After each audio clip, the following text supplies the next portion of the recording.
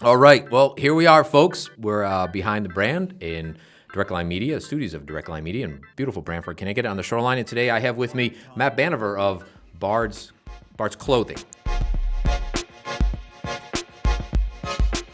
Thanks so much for coming down. Second time down here. First time you were here for the big grand opening last year. Yeah, absolutely. Beginning of this year, whatever it was. So thanks for coming. Yeah, no, thank you. I was very excited because I've been a big fan of you, big fan of your work for years. Thanks so much. And we've talked in a couple other capacities in this forum before, and I was looking at the behind the brand. I was like, I gotta get on that. I don't know how to. He's already interviewed me twice. I feel like I'm pushing it if I'm asking. Nope, definitely not. And then out of the blue, you just email me, and I was so honored. Yeah, wow, thanks, man. I appreciate it. So behind the brand, this is episode, I don't know where we are. We're in the 20s somewhere, started in 2020, and then, of course, we all know what happened in March of 2020. Sort of slowed things down a bit, moved the business down here to Branford. That stalled things a little bit more, so now we're starting to try to do some regular episodes, get this back up and running. I think it's a podcast that people enjoy being on and enjoy watching, and so and I love doing it. So why the hell not? And I got a better space. Bigger, The space is awesome. I mean, last time we talked, we were on the street with microphones. We were on the stools street. far away That's from funny. each You're other. right. We were on the street, which was actually kind of fun. Yeah, definitely. But totally, this is nice. It's nice being indoors. Yeah, it is nice. Yeah, we had traffic behind us and everything. Yeah, we had a clothing store behind us. Yeah, all that kind of stuff. Yeah, no, it was. This is nice. A lot has changed. So that was in. Well, I think that was in 2020. That must have been in 2020.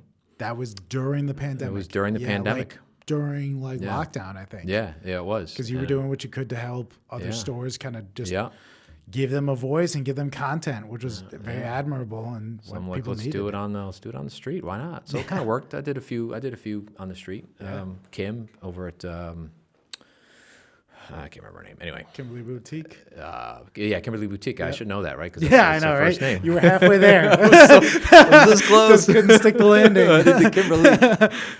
I'll figure it out. Yeah. Anyway, so again, thanks so much for coming down. We're going to talk a little bit about kind of who Matt Banever is, how we got to what you're doing today, and why your clothing is just a little. Well, your service maybe is just a little bit different than.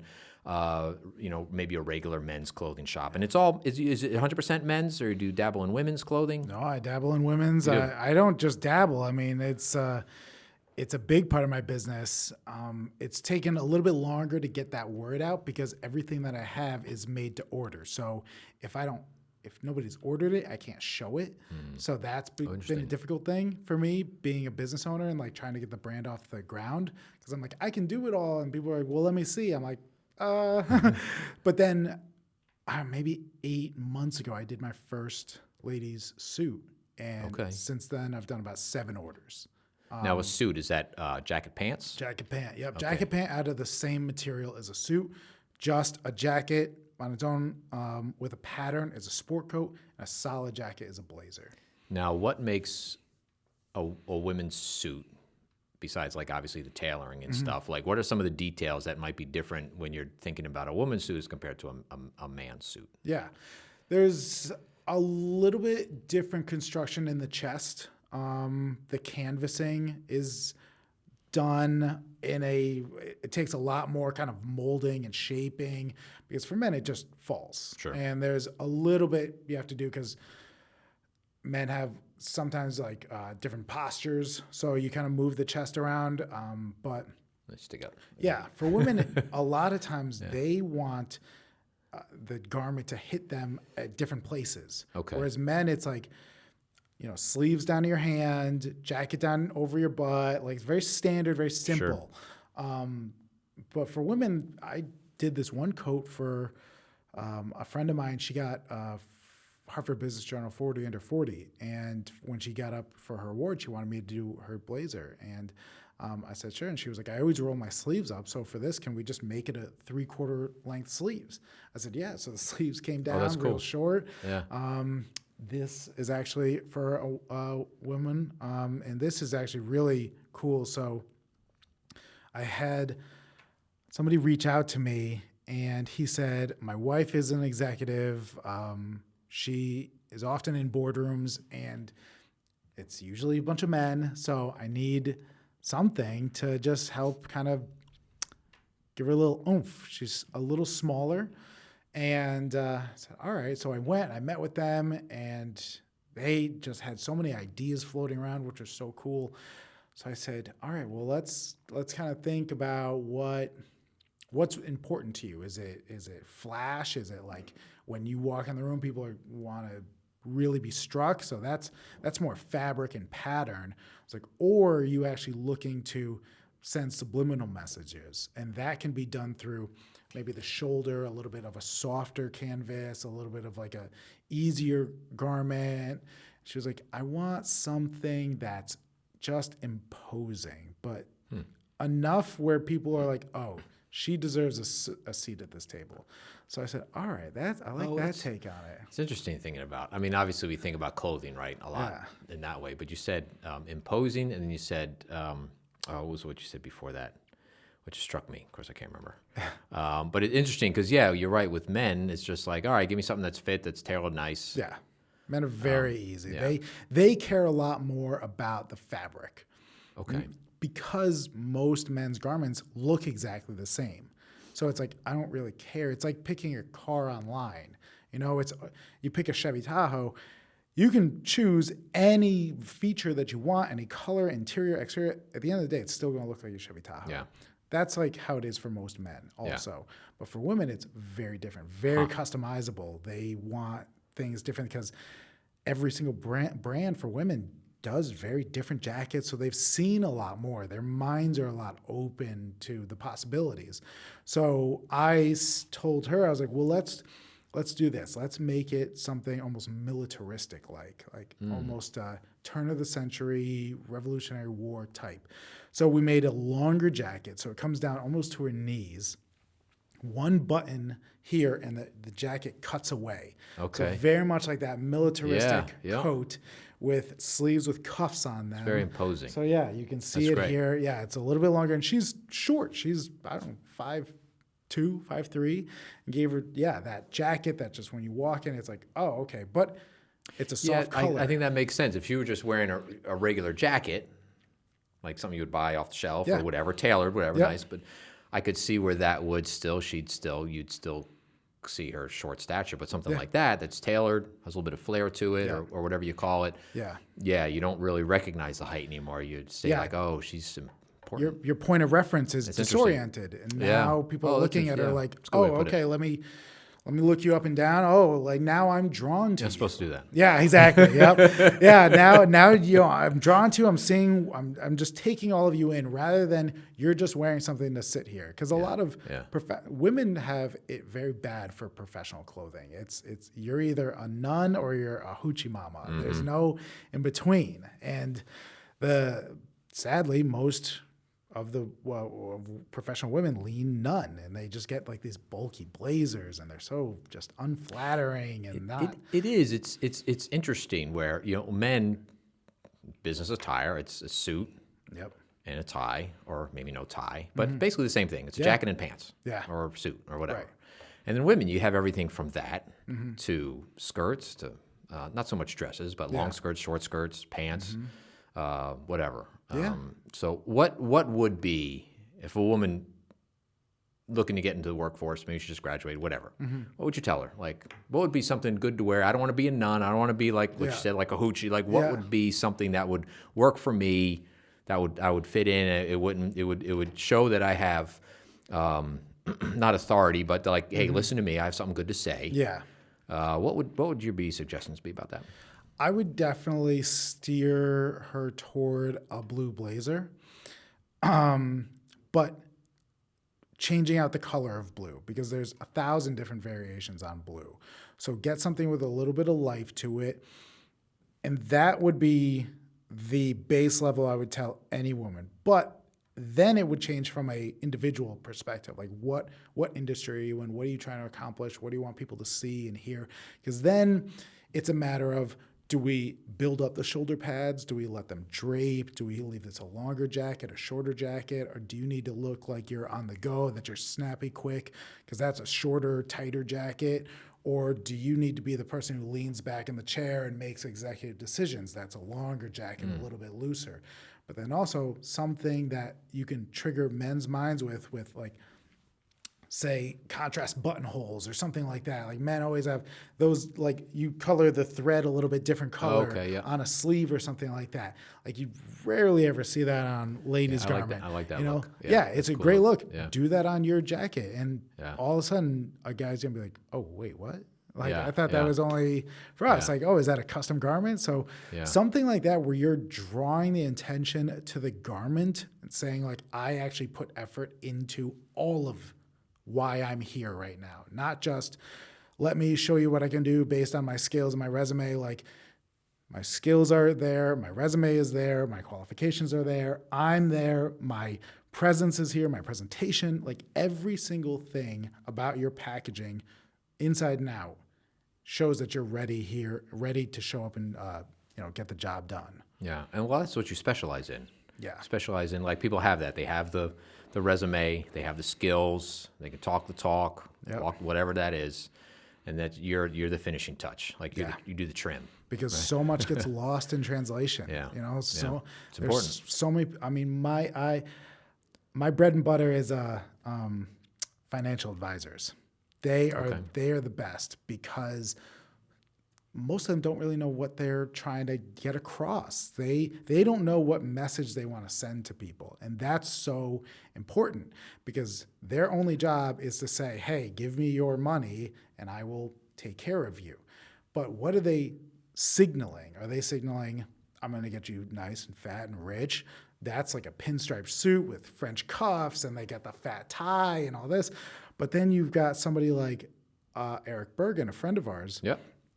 He just wants to be comfortable. Like, congrats, Eric, by the way. Yep, exactly. Yeah. Bergenn Financial. Yep, new business owner. Sorry, go ahead. So, he's somebody who wants you to feel comfortable. He wants to be a part of your family, a part, friend of yours and confident. And I actually dress him and we talk a lot about what colors to choose. And it's a lot more earth tones. It's easier. Like he never wants to wear a tie. So I give him shirts with a higher button stance here, so it's not down low, a higher button stance here, and button under collars, so his collar is not flying around. Little details like that where you still look completely crisp without overdoing it. So he stays in his lane and delivers that message. Yeah. Those are the details where people will never bring up, but it completely resonates with them. Yeah. They're gonna be like, I don't know why I like this, but I just do. It's funny. I saw him last night, and he was wearing I noticed his shirt. We were just chatting. I was like, oh, so do you do some of his clothing? I'm sure he was. So it was a white shirt. It was like that nice. It was sort of like that. It wasn't just a plain white. It had some like a texture to the fabric. With navy diagonal buttons. I can't remember if they're navy or black. I can't remember. Yeah. They were darker buttons. I was like, oh, that's a nice shirt.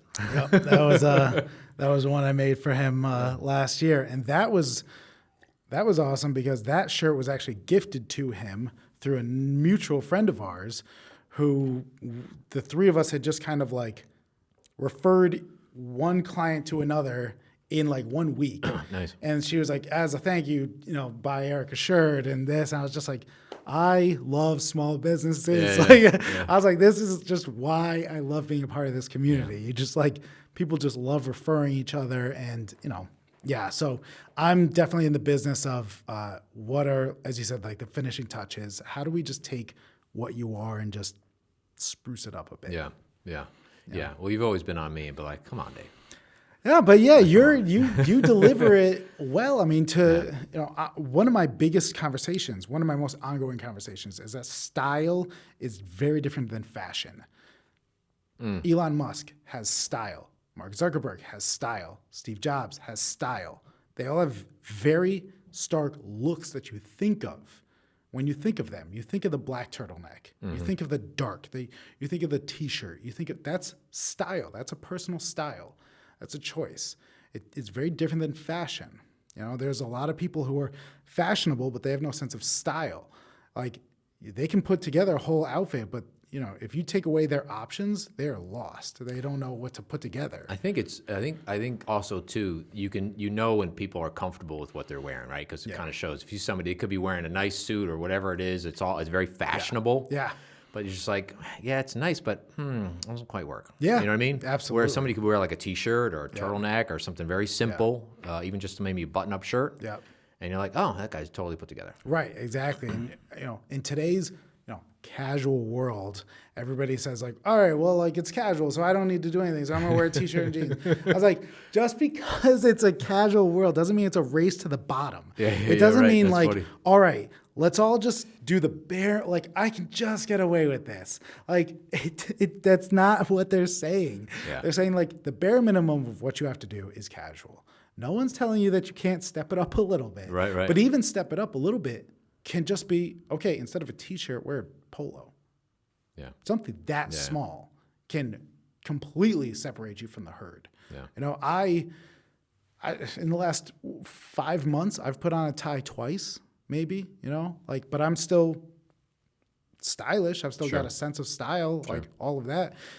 And I've intentionally dialed back my level of dress because I want people to really disassociate custom clothing from suit and tie. And that's been a very difficult aspect of my job. And it's one that I love to do because once I say that, people are very interested. So once I say, custom clothing doesn't just mean suit and tie. Like everything I'm wearing, I made. It's all casual, easy, comfortable. But that's the world that I live in now and want to occupy. Like I don't want to go to somebody's house every time and with the fat tie and the pinstripe suit and the this and showing them all the flash and bang, because then I'm going to have a very specific customer. I want the customer who doesn't really know what they want yet. I want customers who are saying, I've got a bunch of suits, but I don't really like them. I'm like, oh, cool. So what we can do here, we've got a lot more room to play. Because you know that's not what you want. And you know that there is a look that you want. You just don't know what it is yet. So then let's start the interview process and just how do we dig into that? Well, this must be a really good time for you as far as in the world history because everybody is getting away. You go to work at some big corporation, whatever it is, and you don't have to wear a suit and a tie. You can wear a jacket and a shirt and no tie, or maybe just a shirt and a nice pair of pants. Yep. And that kind of thing, and that's what you're talking about. It's like, it's like, what's your style? Let's get you clothes that work for who you are, not for because this guy says that you have to wear a certain thing. And it's that for a multitude of reasons. One being that your job does not dictate who you are. Your job doesn't dictate how the rest of the world perceives you. And especially in today's age where a lot of us are not working 9-to-5 jobs or 9-to-9 jobs or whatever, the way it was. There's a lot more flexibility and a lot more fluidity between real world and work world. And people see a lot more. So it's like, how do I bridge that gap? Whereas 20 years ago, it was charcoal suit, tie, go to work, and then on the weekends, break out my Nirvana t-shirt and my cargo shorts. But it didn't matter because nobody ever saw those other people. But now it's like everybody sees everything all the time. And that's why athleisure has become really big because people are like, all right, I need stuff that kind of works with both. But because humans are, for our many faults, A lot of them. we still are status-driven creatures, Yeah. and we do look to other people, and we do want to elevate ourselves. And so I think athleisure was a very quick response to the constraining lifestyle of our parents and grandparents, suit and tie, work, blah, blah, blah. And it was almost like the 60s were a response to before that. It was all this freedom. Same thing with athleisure. It was like, okay, corporate, the massive suits, this and that. No, I just want to be comfortable. And now people are like, okay, I kind of like looking a little bit better. Sure. I kind of don't feel comfortable. Yeah, I think you're right. I think there has been this sort of like, well, it's almost with any trend or any sort of cyclical kind of thing. It's like, it's so confined. It's so structured and square, let's say. Right. And then it's like, I'm not doing it. So now everybody dresses like a bum. Yep. Right? We're just wearing jeans and T-shirts and stuff hanging out all over the place. Yeah. But now it's coming up a little bit. Now Yeah. we're doing like, okay, we can still dress sort of that, maybe let's call it a style, but let's make it like a nicer style. Let's actually make it work for us. It's not an immediate almost retreat. It's okay. Well, I can still maintain my identity, and I can put some more of my individuality in what I wear. Oh. And that's been really cool. But also, when I tell people I'm a designer and I make custom clothing, almost 9 out of 10 times the first response is, well, I never wear a suit anymore. I'm like, which gets back to you're like, well, that's not what I do. I'm like, that's okay. So your mind thinks this, it automatically goes.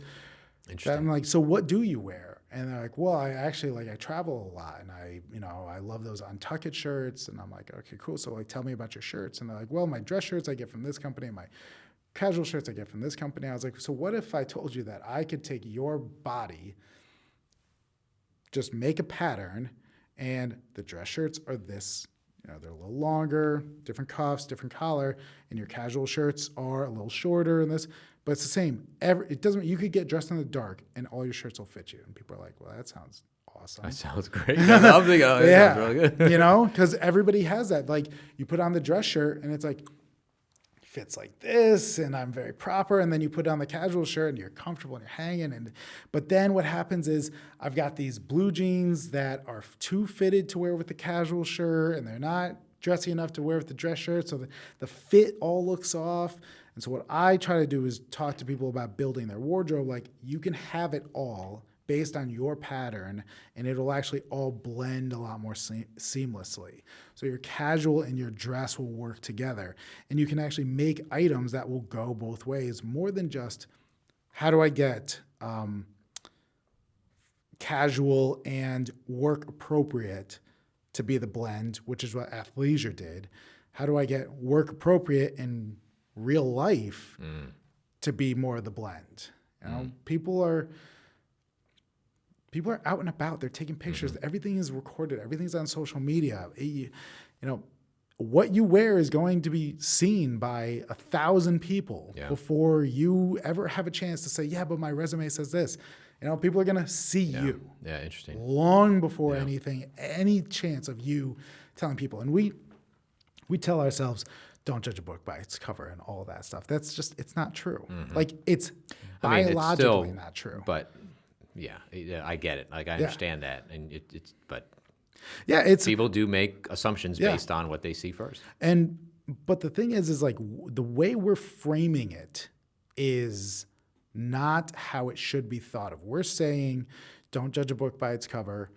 You don't want to make assumptions about somebody, but that's looking at it from such a negative point of view. What I try to tell people to do is people are going to judge you by how you look. Use that. It's like having the answers to the test. I know that you're going to make assumptions about me. So why don't I look the way I want you to perceive me? Yeah. So now I'm already a step ahead of you. Yeah. Because I'm saying, here, this is the image I want you to see. And then once I start talking, your subconscious is automatically going to say, oh, yes, this all matches. So now I don't have to do any kind of talking about trying to prove something about myself that it doesn't really look like that way. Because maybe you saw me on a casual day and my jeans don't really work. And I'm like, no, but I'm actually like really fashionable. Like, too late. Yeah, no, it's like, oh yeah, okay, guy. Yeah, the damage is done. Or, a financial advisor, you see, I've made a couple casual shirts for Eric, like flannels. I'm like, dude, if you still see somebody casually, they're going to be like, that shirt fits. Yeah.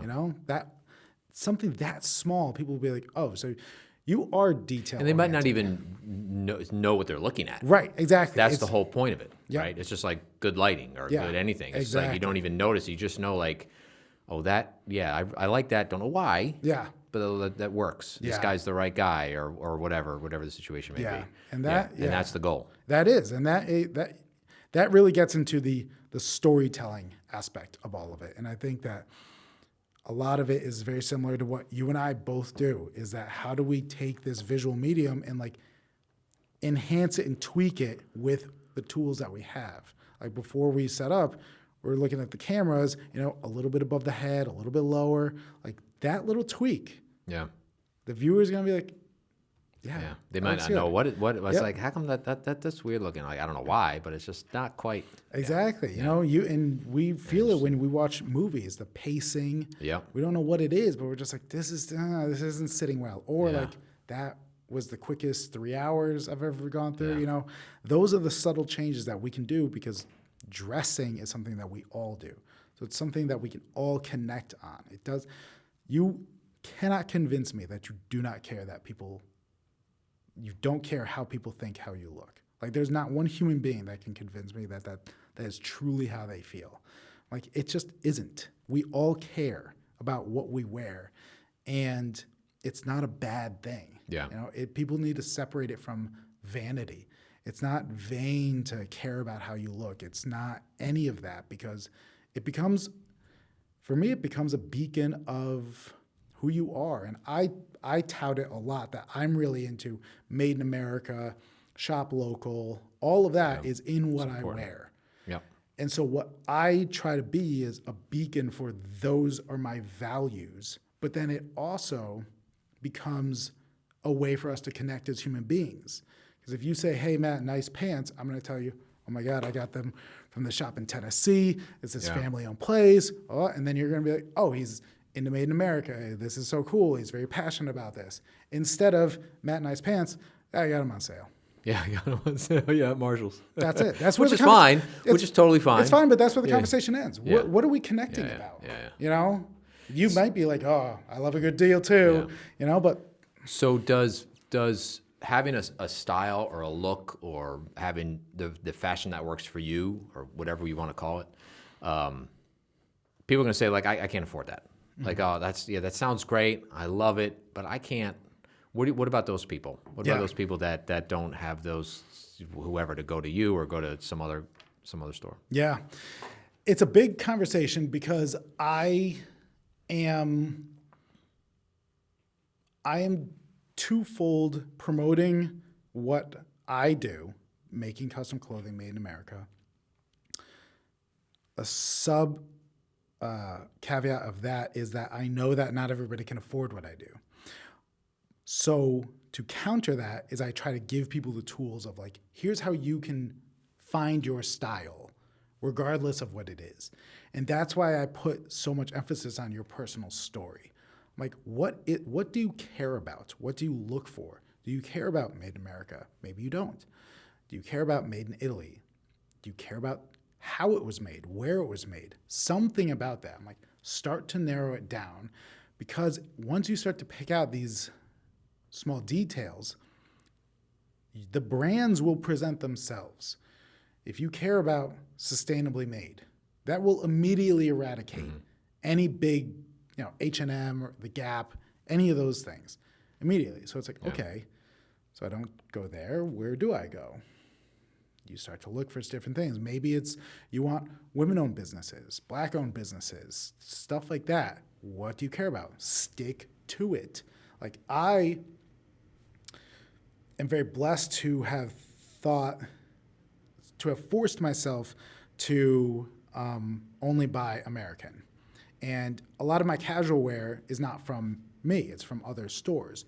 But there are times where I want jeans, and I'm like, I want jeans, but these are like $300. I'm like, all right, guess I'm just not getting them. Yeah. And it forces me to just not buy them.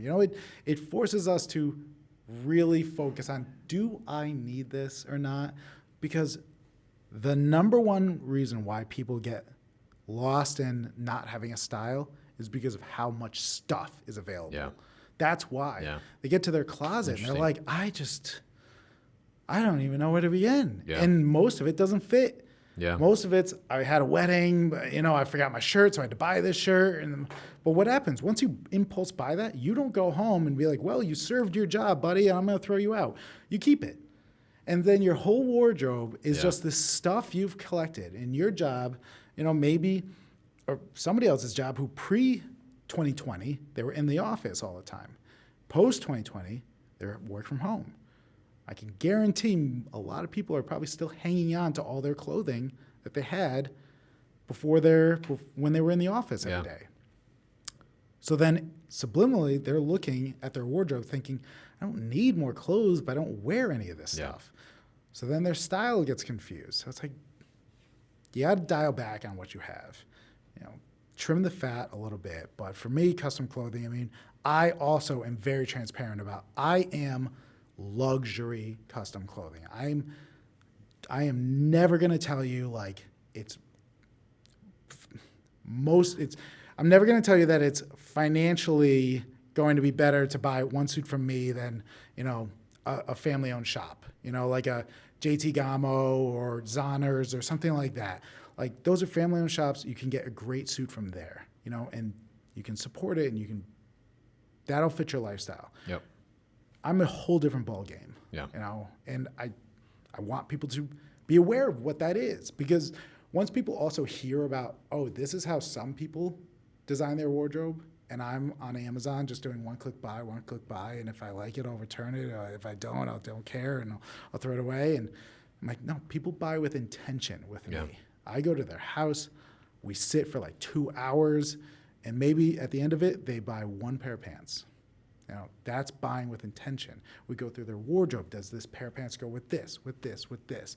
Yes, that pair of pants is $800 or something. So you don't just sell clothes. You sell styles. You don't even sell fashion. You sell somebody's style. I've said a couple times, I sell people back to themselves. Okay. Oh, interesting. You tell me what you are. I will sift through it all and then present it back to you. Because a lot of people don't, I would say 100% of people, the them that is in their mind is not the them that we all perceive. And there needs to be a connection between them. Like you keep saying that, making an impression isn't important. And yet every single fabric I show you is the loudest fabric that I have available. So how do we connect these two? Yeah. And maybe they say like, oh, yeah, but like this guy, he does it, he wears the flashiest stuff, but he's so arrogant. I'm like, oh, okay. So like, you don't want to come off as too arrogant, too knowledgeable. Well, let's do this. Let's do flash and a different part. So maybe we'll do like a solid jacket, but we'll do loud pants. So like a plaid colored pant or something like that. So people are like, oh, like you make an impression, but you don't come off as that like look at me kind of guy. Yeah. So people are like, oh, I never really thought about that. That's actually pretty cool. Or, this jacket I'm wearing right now is a safari jacket. A guy, girl, whoever could buy this in 5 different fabrics. Yeah. This is a linen. You could buy this in a 14.5-ounce wool that's, very heavy. Treat it like a outerwear, like a coat. I treat this like a second shirt, because I run hot and I'm constantly running around and my job's very physically demanding. So I want this to be as comfortable as possible. I mean, there's nothing other than fabric inside this thing. So nice. It's just so. Oh, it is. Yeah. There's no liner. There's nothing. It's literally just the fabric sewn together. Yeah. And it's very different than going to a garment like this where I do multiple stages of fittings and work around and moving buttons. I'm like, this is just easy, But people, everywhere I go, I get a compliment on this jacket, and I'm like, this is the most comfortable thing I own. Yeah. It's. Yeah. No, when I was a kid, most of us wore jean jackets, right? Definite style. Mm-hmm. So for years, my wife had a jean jacket. She had hers, and I had mine. We would talk about it. So it was my birthday last month. So she got me a jean jacket for my birthday. Oh, yeah? Like, nice. That's awesome. Like old school Levi's jean jacket. I was like, that's the best. Yeah, it is awesome. Yeah, I have a jean jacket. I just bought it like 2 years ago. Yeah. And if you look at the trends today, it's like we're living in 1993. Yeah. It is wild. It's crazy. One of my nieces, she's, I don't know, maybe 12. And my sister-in-law will post a picture of her on Facebook going to school. And I'm like, is it Halloween? Is she dressing up like a 90s kid? Yeah. Like, I couldn't believe it. She was wearing baggy jeans. She had a flannel tied around her waist. Yeah. Oh, awesome. I'm like, this is insane. Sounds like college all over You know, again. she's wearing like a rugby shirt. I'm like, Yeah. this is absolutely wild. Rugby's 80s, like that 80s, 90s blend. Yeah. Right. Yeah. Yeah, well, they that's funny. couldn't tell me who Nirvana was or That's- whatever, that's you know. hysterical. Yeah. Yeah. Yeah, but styles are cyclical, and I definitely try to pull out what people associate styles with. Yeah. That's something that I don't think that people give enough weight to, is that something it's almost like your olfactory system. You see a jacket and immediately reminds you of something. Like a double-breasted jacket. Some people are just like, Dave Letterman, like always wore this gigantic. I'm like, I don't know. Did he? Sure. Like I'm telling you what this jacket looks like now. And I did a shirt recently for my brother, and it had like a vent on the side, like just a straight split, and then was squared off at the bottom. And he was like, "Oh, that reminds me of those shirts that I don't know, in like India or something people wear, you know, and they put their." Oh, right. And Yeah. I was like, I never would have thought that, but he travels to India and he travels all over the interesting. world. I'm like, I never would have thought of something like that, you know. But for him, it's like an immediate, oh, this looks like this. This looks like this. So when I sit down with somebody, the first 20 to 30 minutes, we don't talk about fabric. We don't talk about what you want at all. It's very much, what kind of movies are you into? Where do you go to dinner? What's your family do? Like, I want to know about your lifestyle, what you're into. Yeah. And that's really going to tell me a lot Yeah. about. Is he very heavy into work? Likes going to the office, whatever? Is he kind of like, Yeah. more into sports or that kind Yeah, of thing? Yeah. absolutely. Get up and go, as opposed to like, nah, I really like to take my time. And Yeah. that kind of thing. Yeah. And I've had people that they'll hire me to make them a suit. And then once I get there, they leave with like a bunch of casual shirts. Yeah. Because I'm like, you don't need a suit. Why do you want a suit? Because I feel like I need to. Every guy needs a black suit. I'm like, nobody needs a black suit. Yeah. Well, every guy needs a suit, right? A suit. A suit. A suit, not a black suit. A charcoal a suit, suit. definitely. Yeah. You know, I was like, but we'll cross that road when we get there. Yeah. But it sounds like what you need is a couple shirts for work, a couple shirts for casual, things that you go in between, shirts that are durable because you travel. Like, that's what you need. That's where you should put your money. And, you know, one thing that I have talked to about a lot of people recently is that just because you are dressed down does not mean people automatically give you a pass and they don't judge you anymore, you know? Just because you're not in a suit and tie, people are like, oh, well, his job's probably dress casual, so I should probably go easy on him. Like, your shirt is now the new suit jacket. Your shirt is now the Everybody new line of dressed defense. down. I mean, so being video, I go to a lot of business places and corporate and all that kind of stuff. Nobody wears ties. No, God, no. Nobody wears ties. Ties will be gone, you know, if they aren't already. You know, it's sort of like I never understood the tie anyway. yeah, it's But nobody wears the top. Nobody wears ties. yeah, I know, and They're gone. it's wild. I mean, it's got to be very similar to back in the 20s when everybody wore hats. Yeah. You know? And interesting. then nobody wore hats anymore. Nobody wear hats I mean, anymore. you look at those crazy videos of like Chicago in the 20s. It's the like a sea of seas hats. of hats. Hats. You know, hats and top coats. And, all the same color Yep. hat, all the same color top Yeah, coat, all the same exactly. color suit. Yeah, it's Well, I guess wild. choice was a lot more limited back then too. So Yeah, it was a still, very yeah, different interesting time. style.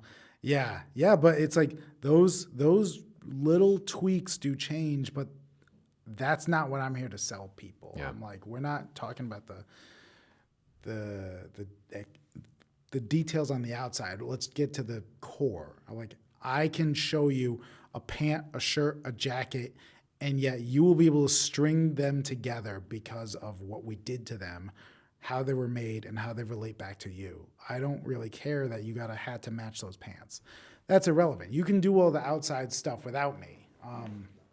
But it's getting people to understand, how do I get you dressed in the dark? Like, how do I get you to a place where you are comfortable? it's good. You Comfortable in your you style. should use a slogan. I know, right? I can get you. How would that work? Yeah. But anyway. Yeah. it works. Yeah, but you know, there's some Make it people easy to get dressed in dark or something. Yeah, there's some people. There's some of my clients who don't they still want my opinion. And I've got a couple clients where I've taken pictures of every single thing in their wardrobe. I have it on my phone, and they'll tell me, I've got a conference here. I need 2 outfits, and I'll make like this jacket with this shirt with this pant, and I'll send them a picture, and they'll wear that. And I'll watch it on YouTube or something like that. Them in that outfit, I'm like, that's pretty cool. Like I do like that level of trust, because like the last thing I feel like I do is sell clothing. Yeah. That's well, everything you've talked about today isn't. You've never said, I sell my fabrics come from here. I have the best tailors. I use the best fabrics. I use the best buttons. I use this. Right. That's not. You haven't said anything about that, which tells me you're a different type of clothing outlet, if you want to call it that. Yeah. Which is because you've all talked about just like, I'm here to we're going to figure out your style. We're going to figure out what works for you. Yeah. I don't care if it's a T-shirt thing or a pant or whatever, a jacket and tie. Yeah. If you want to go full formal business attire, if that works for you, let's do that. Yeah, because the fashion there is no industry in the world more full of smoke and mirrors than fashion. Well, maybe the TV industry. Maybe that, but it is. It's people don't know what they want. People don't know what they're looking at. Yeah. People don't understand. There's this term, bespoke, in custom clothing, and bespoke. If you go to any store that sells men's clothing, custom clothing, they will tell you they make bespoke clothing. It's a term to signify premier handmade custom clothing. Okay. Nobody sells bespoke clothing. True bespoke clothing is one tailor. You walk into their shop, they measure you, they get the fabric, they cut the fabric, they sew everything together, they put it on you. One-stop shop, one tailor. Mm-hmm. Nobody does that. You go into Men's Wearhouse and they'll tell you they make bespoke clothing. They'll show you a couple fabrics, you pick X, Y, and Z. Some form goes to Bangladesh, their slave labor makes it, and then they send it back. Yeah. And you got a bespoke suit for $400. A true bespoke suit should cost you no less than $15,000. Wow. No less. That would be on the lower end, and that's where I'm at. So that's one person doing everything. They come in, they measure you, they pick everything, everything that needs to go to put it together. They make it. Yep. And they put it on you. They make any alterations that maybe need to be made. I don't know how that works. Yeah. And then it's $15,000. Yeah, my average suit probably goes for around $12,000 to $18,000. You sell a lot of those? No. No, I don't. No, I don't. But I am in the relationship business, which is nice. How is that compared to? I mean, I know, you just said $400, but let's not talk about because they're it is what it is. But let's say we'll go to another family-owned. You mentioned JT Gamo, that type of shop. Yeah. Are your prices outlandish, or are they sort of in keeping with your competition, if you want to call them competition? They're very outlandish. But I definitely tell people, the first thing I do is I liken my business to cars. If I was to say, what's the best car? A lot of people subliminally will just say, a Cadillac or something. But if you think about it, we all know there are better cars out there other than a Cadillac. So a lot of suits at that $1,000 to $1,500 range are the Cadillacs. I am the Pagani, the $3 million supercar that they made 50 of. Mm-hmm. I'm in that realm. You don't do the tailoring. I don't do the tailoring. Okay. So I have a cutter in Brooklyn who makes everything. And it's all by hand. So we don't have to get too technical into it, but there's made to measure, which is basically it's almost like that Chevy Tahoe we were talking about. You can pick all the color and the fancy bells and whistles. At the end of the day, it's still going to look like a suit because we've got the model. And, we took a measurement from you. Your sleeve measurement is 17. and the model that we have is 18. We're just going to shorten it. Right. So now that's custom for you.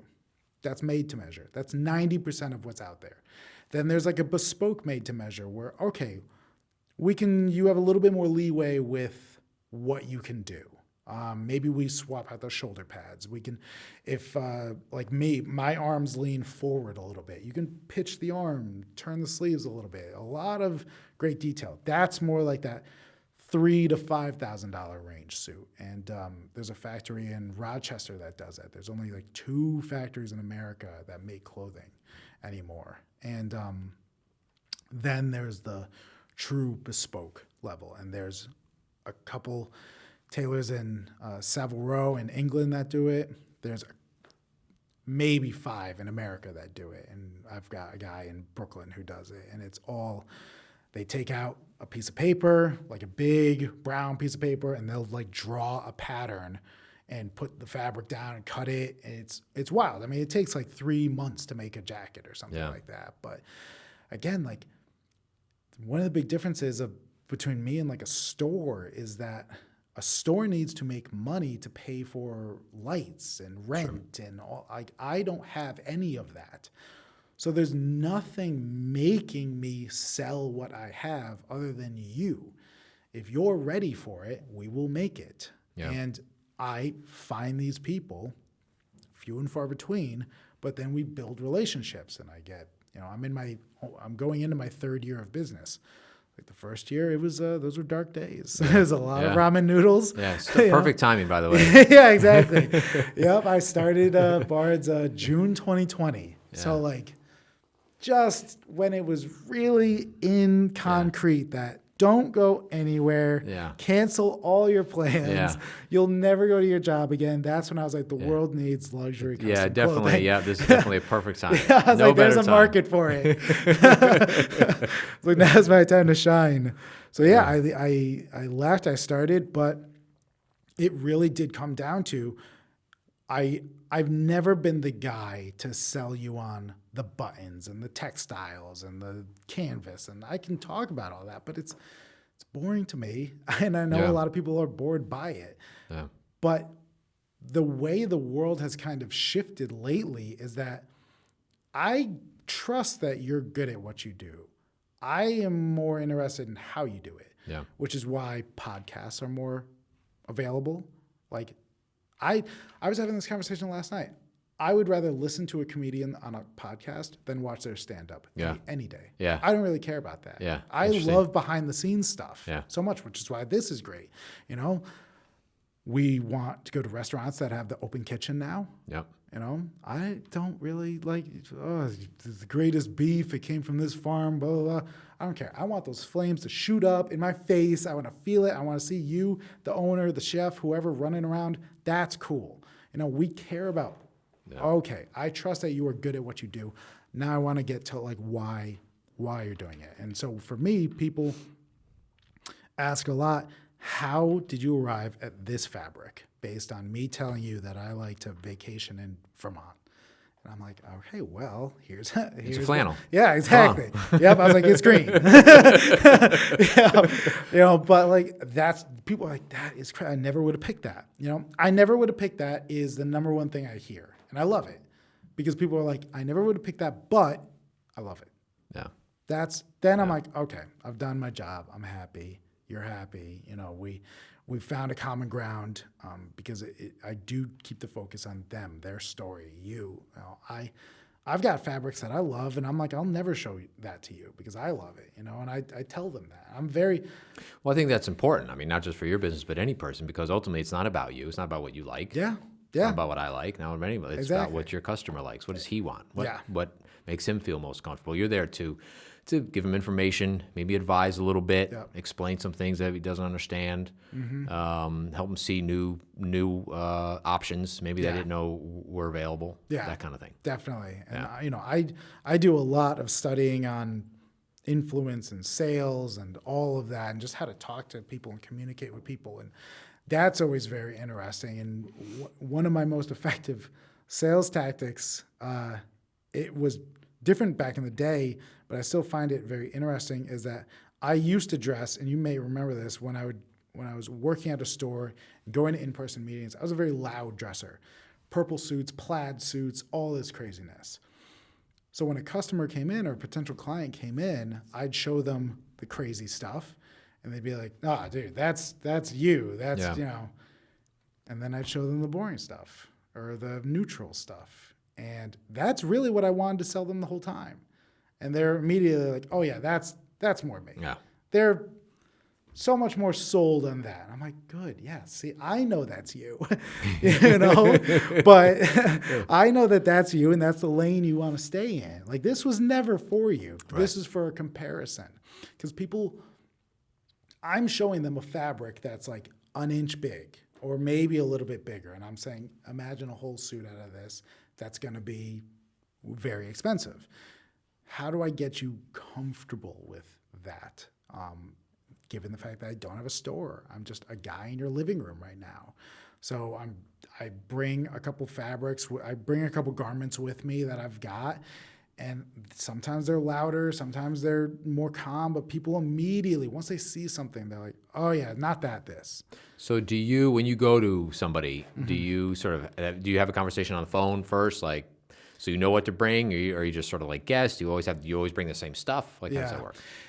There is a good vetting process, because people, again, they see my website and they see custom clothing, and I think I've got the word bespoke on there a couple times, and people think like, oh, it's $800, blah, blah, blah. So I get on the phone. I'm like, so where have you shopped before? And they more often than not, I get a lot of my stuff at Nordstrom's and Macy's, and I'm like, this is going to be a quick phone call. Yeah. But I let them know, like, this is, and I tell them, this is what I do. This is kind of the price range that I work in. I never talk about prices. I think this is literally the first time I've ever mentioned how expensive my stuff is. But because I don't want to shop with your wallet. I am not trying to put value on what you think is valuable, because I could show a blue blazer for $4,000, and somebody's gonna be like, well, I don't need a blue blazer for $4,000. I can get that at Brooks Brothers. Mm-hmm. But if I show a crazy plaid with this and that and blah, blah, blah, and it's completely one of a kind, then it's like, I'll take two. Yeah. Because that's more valuable to me. Something like this, the safari coat, like this is about $4,200. And it's like, somebody who I don't need a suit for X amount of dollars. This, that they'll wear every single day, wear it to the grocery store, wear it driving wherever, wear it to conferences, like that is much more. And it's the only one, theoretically, it's the only one you should ever buy. Yeah. Take care of it. Exactly. I'm not in the multiple business. Yeah. I'm not in the buy one, get three free, any of that. I did that for years. I was a store manager at Joseph A. Bank for years. Yeah. And I started in the mall working at Express, and then Joseph A. Bank, and then a boutique store. So like seeing value change in people's minds really opened me up to what's possible out there. Yeah. Because at Express, the suits were like $500 or something, and the Joseph A. Bank, you get a suit for like $500. Yeah. Joseph A. Bank, though, you need to know if you know exactly what you want. Yeah, I think that's a good store. Yeah, if that's sort of where your budget is, that's fine. You know exactly what you want. I want to go in. I want this suit. I want this kind of button. Yeah, I want this shirt. Done. They've changed a lot. I was the store manager when Men's Warehouse bought them. Okay. And that was wild. Because every single day the prices changed, this changed, people were getting fired, nobody knew what was going on. Yeah. They were closing down stores left and right. So I was the store manager during a very different time of the company's history. Yeah. But now I go in there and I'm just like, yeah, wow, this is a totally different company than when I was there running it. So I bought stuff there. Yeah. A couple of shirts, I think. Jacket. I don't like the jacket. No. Yeah. It's weird.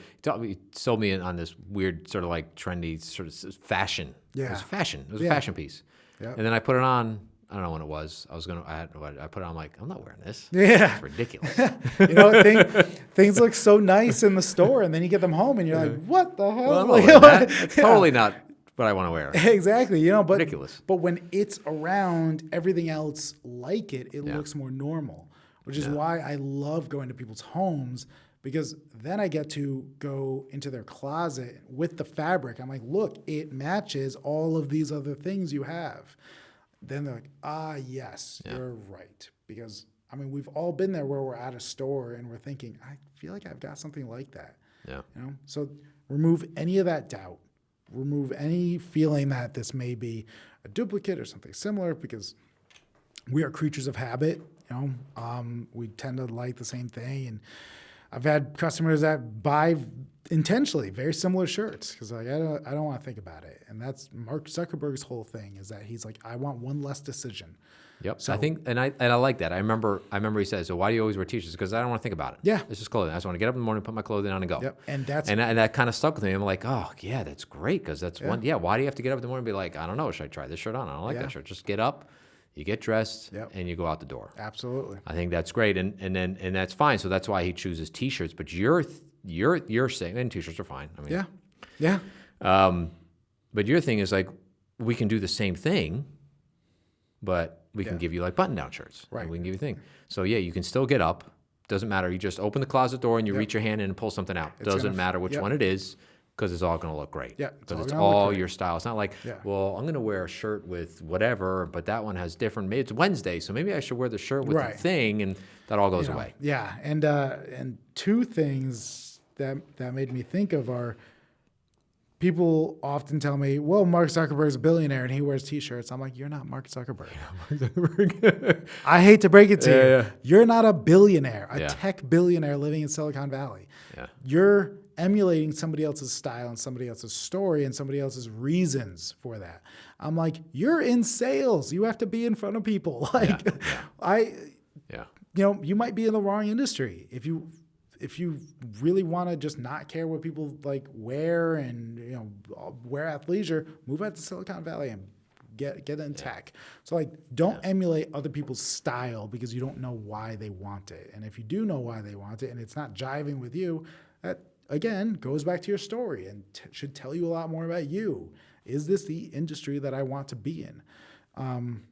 So you started working in clothing at, you said Express and Joseph A. Bank and stuff. So, but now it seems like you care maybe less about clothing, like as you said, like whatever. I'm not. You do. I mean, you use top quality fabrics. You do care, but it's really more about making sure that your customers, even at where you are now, at your own company, as opposed to maybe where you've been in the past. But you want to make sure that it's. I don't want to sell you a suit just because it's a top of line suit. I want to sell you a suit because you're going to be comfortable in it. You're going to feel good in it. Yeah. When did that? Have you always felt that way, or did that sort of develop over time in your experience going through the clothing men's industry, whatever it is? Yeah, I did not grow up in a fashionable household at all. Like, so it's very rare. I'm the only person who really brings any sense of style in my family, and I have a big family, so that's kind of odd. Like I've got 5 sisters and 4 brothers. Nobody. Well, you have 5 sisters and 4 brothers. Yeah, I'm one of 10. Wow. Yeah. And I'm the only one in fashion, even remotely close. And so it was never really a big thing there, but I think that interaction that we just had, where you were impressed by something about me, to me is normal. That was such a revolutionary thought of like, my story is so normal to me, yet it's very impressive to somebody else. Mm-hmm. So value is very much based on an individual and what they're bringing to the table. And that can be in product, that can be in person. And so when I started to see suits sold at H&M for $50, suits sold at Express for $300, suits sold at Joseph A. Bank for, $800, at boutique stores, $1,500. I was like, but it's still a human being buying the same product as at different tiers. I'm like, then I started pushing higher end suits. And the reasons why people bought them were so different. At Joseph A. Bank, I pushed a lot of interview suits. People come there, they're like, I just got a job. Oh my God, money's tight. So buy one, get 3 free is awesome. because I need these to last. And so that was very different. But then working with like CEOs now are like, yeah, I'm on stage inspiring 3,000 people to come work for me. That's a whole different reason why you're buying a garment that looks exactly the same. So I started to think like that's kind of like my life, where we're all humans, but the value that we bring to the interaction is very different. I bring to the interaction that I have 9 siblings, but that's normal. I think it's insane when people are like, I have 1 sibling. Yeah, that's me. I'm like, what? Yeah, I got one. To me, that's wild. Yeah. Like, that's absolutely wild. I'm like, what do you do? Like, don't you get bored with them? I'm like, yeah, see. I can't imagine, like, because you're the youngest? I'm in the middle. You're in the 6. middle. Okay, you're in the middle. Yeah. Because I can imagine being the youngest of 10. Like, how do you connect with your oldest sibling? Yeah. That's got to be how many years apart? Yeah. It's funny because, like, my family is going through, as many families do, go through a transition of this is now the new stage of the family. And for years, we were almost like 2 separate families, because even from my parents had 5 of their own and then adopted 5 more. And there's like a decade-year difference, 10-year difference between myself and my next oldest sibling. Any pets? A bunch of cats, random stuff. Crazy. Yeah. But so yeah, I mean, like when we were younger, my younger siblings, by the time that they were 5, 6, 7, my older siblings were in college and moved out and everything. But now that we're all adults and married and have careers, we're connecting a lot more on a very different realm. And I love it. It's beautiful. I talked to my brother, who's also a CEO, and I'm just like, the conversations that we have are so interesting. Like I always leave there like fired up. Before, I'm like, I could count, until I was 20, I could count every word you ever said to me on one hand. Yeah. Because we had nothing to talk about, I was 18, you were like 30. Like, crazy. Like you were like a dad. So, yeah, it definitely changed. But I think that that's kind of interesting to have my brother's 3 years older. Yeah. So, we talk and stuff, but it's interesting to have somebody who's that much older than you, who's been through not just 3 years ahead of you, but he's like, a decade and a half ahead of you.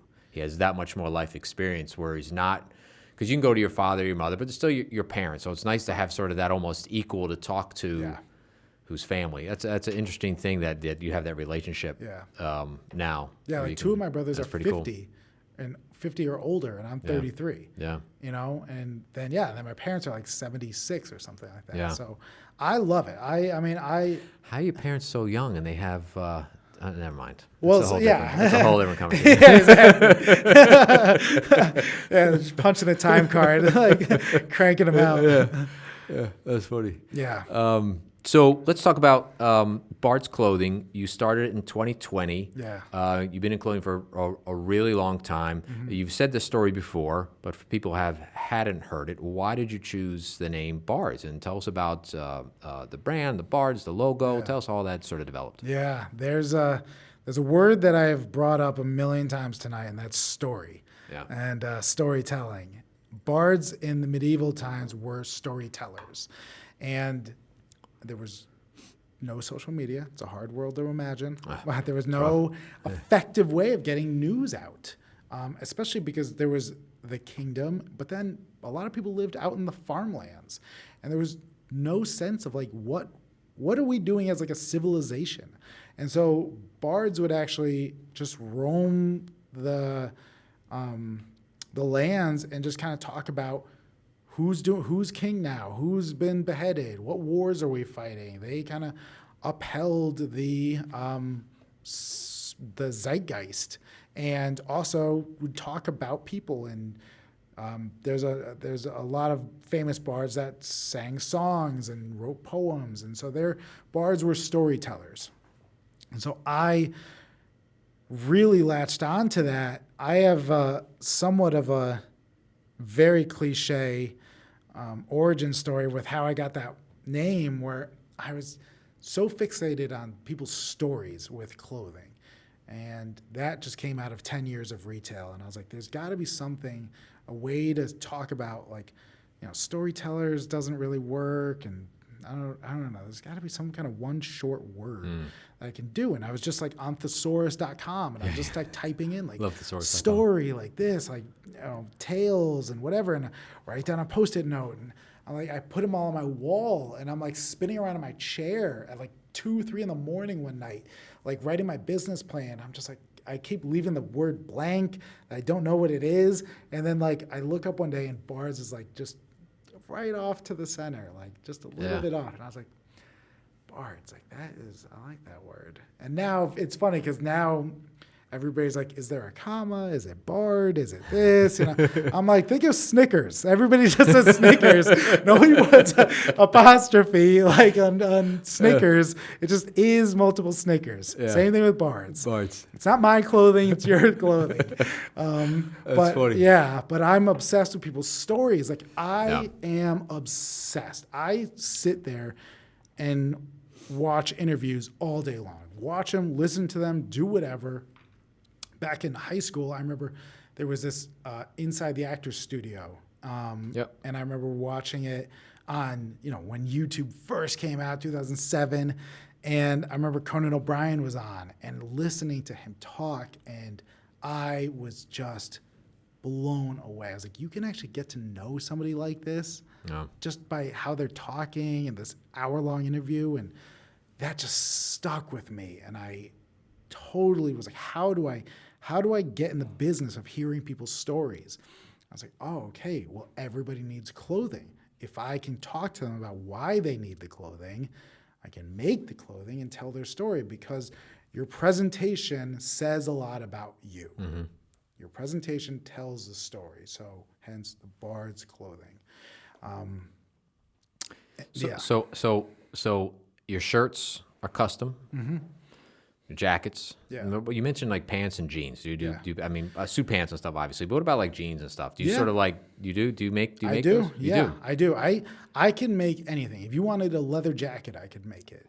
But I don't have a line sheet. I've made like a somewhat of like, I guess you could call it a catalog, where I've put a lot of pictures of what I have made, but then I also put a lot of pictures of stuff I like. Pulled pictures from movies and stuff just for inspiration. And when you get through to my catalog at the end, it's just pages of inspiration. And I pull up all these kind of looks that people may be familiar with or something. And because the way I've always talked in whatever story that I'm telling, I use analogies a lot. Oh, it's like this. Like I told this client that we're going to make this like George Washington, and I always try to bring up a visual that people have, rather than just, it's a 2-button Notch Chappelle suit. People are like, oh, what the hell? Yeah. Nerd. So, I'm like, no, I want to give you like a feeling, like the feeling you get seeing Tony Soprano in a suit is very different than the feeling you get of Ryan Gosling in a suit. Like Tony didn't wear many suits, I don't think. No, he wore a lot of polo shirts, I think. So what's very interesting is that The Sopranos was one of a very influential show for me, because I was like, yeah, these guys, like, they go around, they're in polos a lot, they're in beaters a lot, they're murdering people, they're this, but then as soon as the suits come on, it's like all business. Yeah. I was like, that's interesting. wild. Yeah, I never thought of it, but you're absolutely right. Yeah, I was like, this is insane. Like the clothing completely dictated how you interact. And we're going to get so nerdy here, but my biggest love in all of life is Batman. Yeah. I'm obsessed. I'm well aware. Yeah. I'm obsessed with Batman. But so much of it came down to like, there's this talk in like the mythology of Batman of like, who is the real guy? Is it Bruce Wayne or is it Batman? And a lot of people say that like Batman is that's who he is. Okay. The mask is when he's Bruce Wayne. He's acting. And common sense is it's the opposite. Yeah, exactly. So I was just like going like for years spinning. My whole life has just been Batman because I was born in 1989. So that movie came out with Jack Nicholson. I remember being way too young and having my brothers show me the scene where Jack Nicholson like shocks the guy. He's like head's on fire. I remember seeing that, just being terrified. But then like since then, every other year it seems the Batman movie has come out. Yeah. And there's been shows and whatever else. And so it's always been around. I remember I was in like graduate school writing a paper on Batman, just talking about how your identity changes based on your presentation. And that was 12 years ago. I was just like, there's something to this, how you present yourself and who you are on the inside. It's interesting. So, somebody's like bumming around the house, like, why don't you get up? Why don't you put some clothes on? Yeah. Because I think putting those clothes on, like all of a sudden you're like, oh, okay, yeah, I'm a person now. Like I'm capable of like doing stuff. If you're just bumming around in your pajamas all day, it's that sense of like, nothing's going on. And Caitlin it is. talks about that a It lot. definitely just changes. Just putting on, even if it's just a t-shirt and jeans. It's like I'm dressed. I got to go do something now. It's like I got to conquer the world. Yeah, whatever it is. Kaylin McBee talks about that a lot. She's like, just get up, put a shirt on, just get ready. And there is, and we talked about this before, that people are going to judge you based on how you look. Like, that's just a fact. Deal with it. Embrace it. Use it to your advantage. I like how you say use it to your advantage. Yeah, use it. Not like be like, oh, they're gonna judge me. Well, yeah, of course they are. Well, yeah. So how do you capitalize on that? Capitalize. That's even better. That's even better. Capitalize on that. Capitalize on it. Like I said, it's the answer to the test. That's very good advice. And at the same time, it's not just from a kind of superficial level. It's not coming from a superficial level. It's coming from a neurological level. I think most people have taken some level of psychology where you understand your brain responds to symmetry. Your brain responds to pleasing visuals. Mm-hmm. Like, it is a biological aspect how we perceive visuals. You can have dopamine released if something is visually pleasing. At the same time, I remember in one psych class, she was talking about how there's this, I don't remember the name of it, but she was like, it's basically like a mood booster. We've all just kind of been like, whatever, I don't really feel like getting ready. And then you put some effort in and you go out and somebody gives you a compliment. And immediately you're endorphins are all right, like, let's do this. Like, let's do this day. And what's so funny is I tell people who are like, I don't really care how I dress and blah, blah, blah. I'm like, have you ever gotten a compliment on how you looked? And people are like, yeah.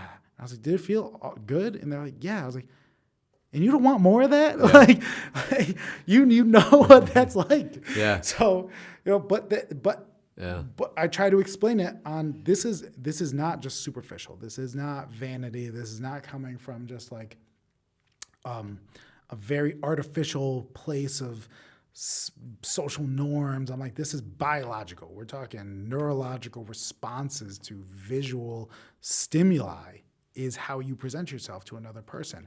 And the fact that we're going to attach those stimuli to actual responsive connectors like story, value, and connect you to another human being, we're just enhancing your relationship, building with other people. It's all connected, and that's why I tell people I don't consider myself in the business of fashion. I'm in the business of connecting people. I'm in the business of storytelling. It just so happens that my medium is clothing.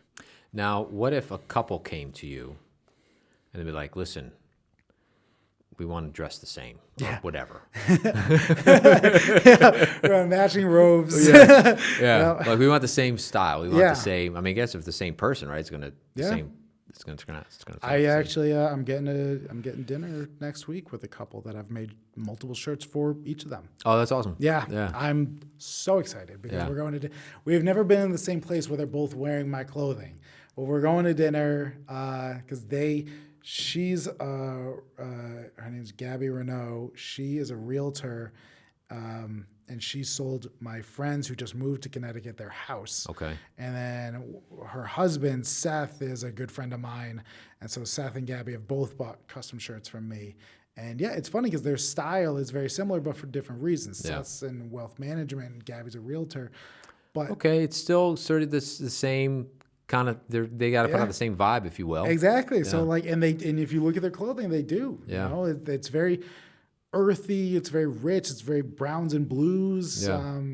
So it's funny when you kind of look at that. Two people who are married do have like similar styles sometimes. Sometimes, yeah. You know, not all the time. There's always that antiquated trope about my husband's got no style and I've got style. You know, blah, blah, blah. It's like, you know, it's funny because style comes up a lot in my dating life, just because like I'll show up in like a suit or something, and not every time the other person's like, you know, sometimes I'm dating like an athletic girl and it's like a lot of sweatpants and this and that. And There's one thing that drives me crazy is sweatpants. Yeah.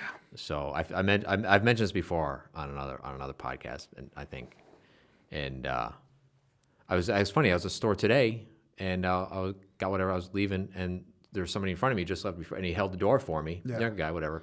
And I just happened to glance. It's like he's wearing sweatpants. I'm like, dude, man. Yeah. And they weren't like athletics over. They were like the gray with Yeah. the elastic at the Yeah. those. I'm not talking about like the Adidas with the stripe. That's fine. Yeah. I'm cool with it. Yeah. It's like the gray ones. Yeah. I'm like, just put your pajamas on. Right, exactly. I Like, don't know what it is. My kids would leave the house for school when they were going to school, and I was like, yeah, no, no sweatpants. Yeah. Go put something else on. yeah. No, yeah. that I don't know what it is. That's the one thing that I don't think you should go out in public is wearing those gray sweatpants. Tom drives me Ford crazy. is a very famous designer. He has a great quote that's dressing well is a form of good manners. It's not just about you. Yeah. It's not about how you feel. It's not about how you want to look. It's not about how you want people to view you. If you get invited to an event, show some respect. Yeah. Put some effort in. It's the same reason why we focus on our language, why we don't want to just speak in slang all the time. Yeah. Stand up straight, point, look yeah. good. You know, it's all in that. It's all a part of that. It's how you present yourself, and it makes you a more influential more influential person because people understand what they're getting when you come in the door. And your whole take is on, I'm not telling you to wear a jacket and tie. No. Yeah. That's not what you're saying. You're saying just figure out who you are, figure out what, your style is, whatever that may be. Yeah. And let's figure out how make that work for you, because maybe just a button-down shirt and a pair of jeans, maybe that's all you need. Yeah. Maybe another guy is going to need that jacket, or another guy's going to need that tie. Just that's because that's how they wear. And, and then they're all you line them up, and they're all going to project that same thing. I think that's the goal. Yeah. Right. It's Absolutely. like no matter what you're wearing, you can project the same whatever it is as that guy who's wearing the jacket and tie, even though you're just wearing a shirt and pants. Yeah. Absolutely. I think that's important. Yeah. It's important to have people know their lane, but fill out their lane, because obviously you're going to look ridiculous in a suit as a mechanic. There are like realms where your job in particular, you would look insane in a suit. To the mechanic, though, it's interesting because you go to mechanic. I would much rather. I've used a lot of mechanics in my time, right? And some guys, white T-shirt, greasy jeans, they do a great job. But then there's the other mechanics, still a regular mom and pop shop, but they have like the work shirt on, they have a uniform, they have a thing. And it's interesting, even though you're a mechanic, there's that level of however you're portrayed. You're not wearing a jacket and tie, but but you still think about it. You're like, okay, of course he has a greasy T-shirt on, he's a mechanic, but no, not really. Yeah, exactly. There's no offense to mechanics out there. Yeah, absolutely. No, there's ways that you can portray what you want to portray in the way you want to do it. You know, and nice isn't suit and tie. That's just it's not. It's not the way of the world anymore. It's not. Dresses. People need to stop thinking of dress and casual as two ends of the spectrum. That's an antiquated system. Now it's about kind of different buckets of like are you in a casual day? Are you in a dress day? Like how much do you have to fill these kind of different buckets, and that you'll be able to live your life with enough resources? You know what I've noticed is that the only time I really dress different is if I'm going to like do yard work Yeah. Like clean the bathroom or something. We like do some sort of work. Otherwise, I just doesn't matter if I'm coming to work or if I'm going out shopping with my wife or whatever. It's like it's the same. I just kind of dress the same. Yeah. Which makes life much easier. Yeah, the only time I wear something different is if like I said, like I know I got to wear junky clothes because I don't want to get bleach on it or whatever. Yeah, exactly. So. But yeah, you're in that same style of like your style's a little bit more your lane's a little bit more narrow because what you do in your life doesn't really it's not as far-fetched as like going to an office with executives and then going to do yard work. Like that person has a very large lane to fill with their wardrobe.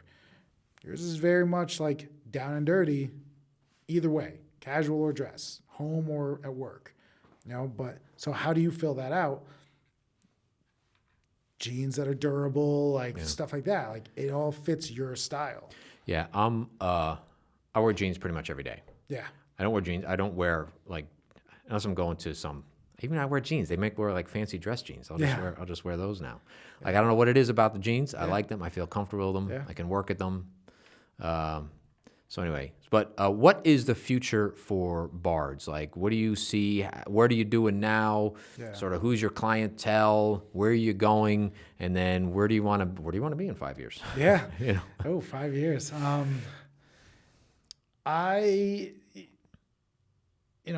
Bards had a very rocky start. Mm-hmm.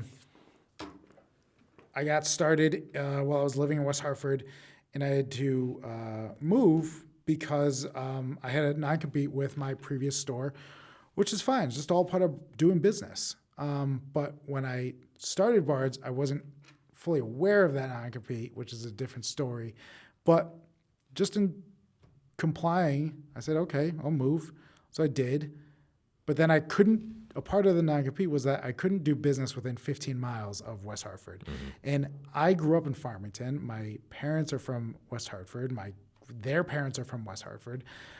I worked in West Hartford in all 3 jobs that I've had over the 10 years to that point. So my entire life was at that 15 miles. So then I was like, okay, well, now I got to leave. And then I had to change a bunch of my vendors to also comply. So I was like, okay, now I'm in a place where I've never been. I'm with vendors I don't really know. I can't talk to any clients that I've ever made a connection with. So the Bards that I had planned and on a pandemic. Yeah, exactly. So pandemic Bards is very different than Bards now. And I ended up moving to Meriden about a year ago because I was like, okay, well now after 2 years, I had clients in New York, Massachusetts, Rhode Island, and all over Connecticut. Mm-hmm. And I was like, well, oh my gosh, this is insane because you talk enough about being a traveling salesman, people are going to ask you to travel to them. Mm-hmm. So I was like, oh, this is working, but I need to find a place that's very central. So I moved to Meriden because it was dead center. I'm next to several highways. I can walk to the train because I go to the city very often.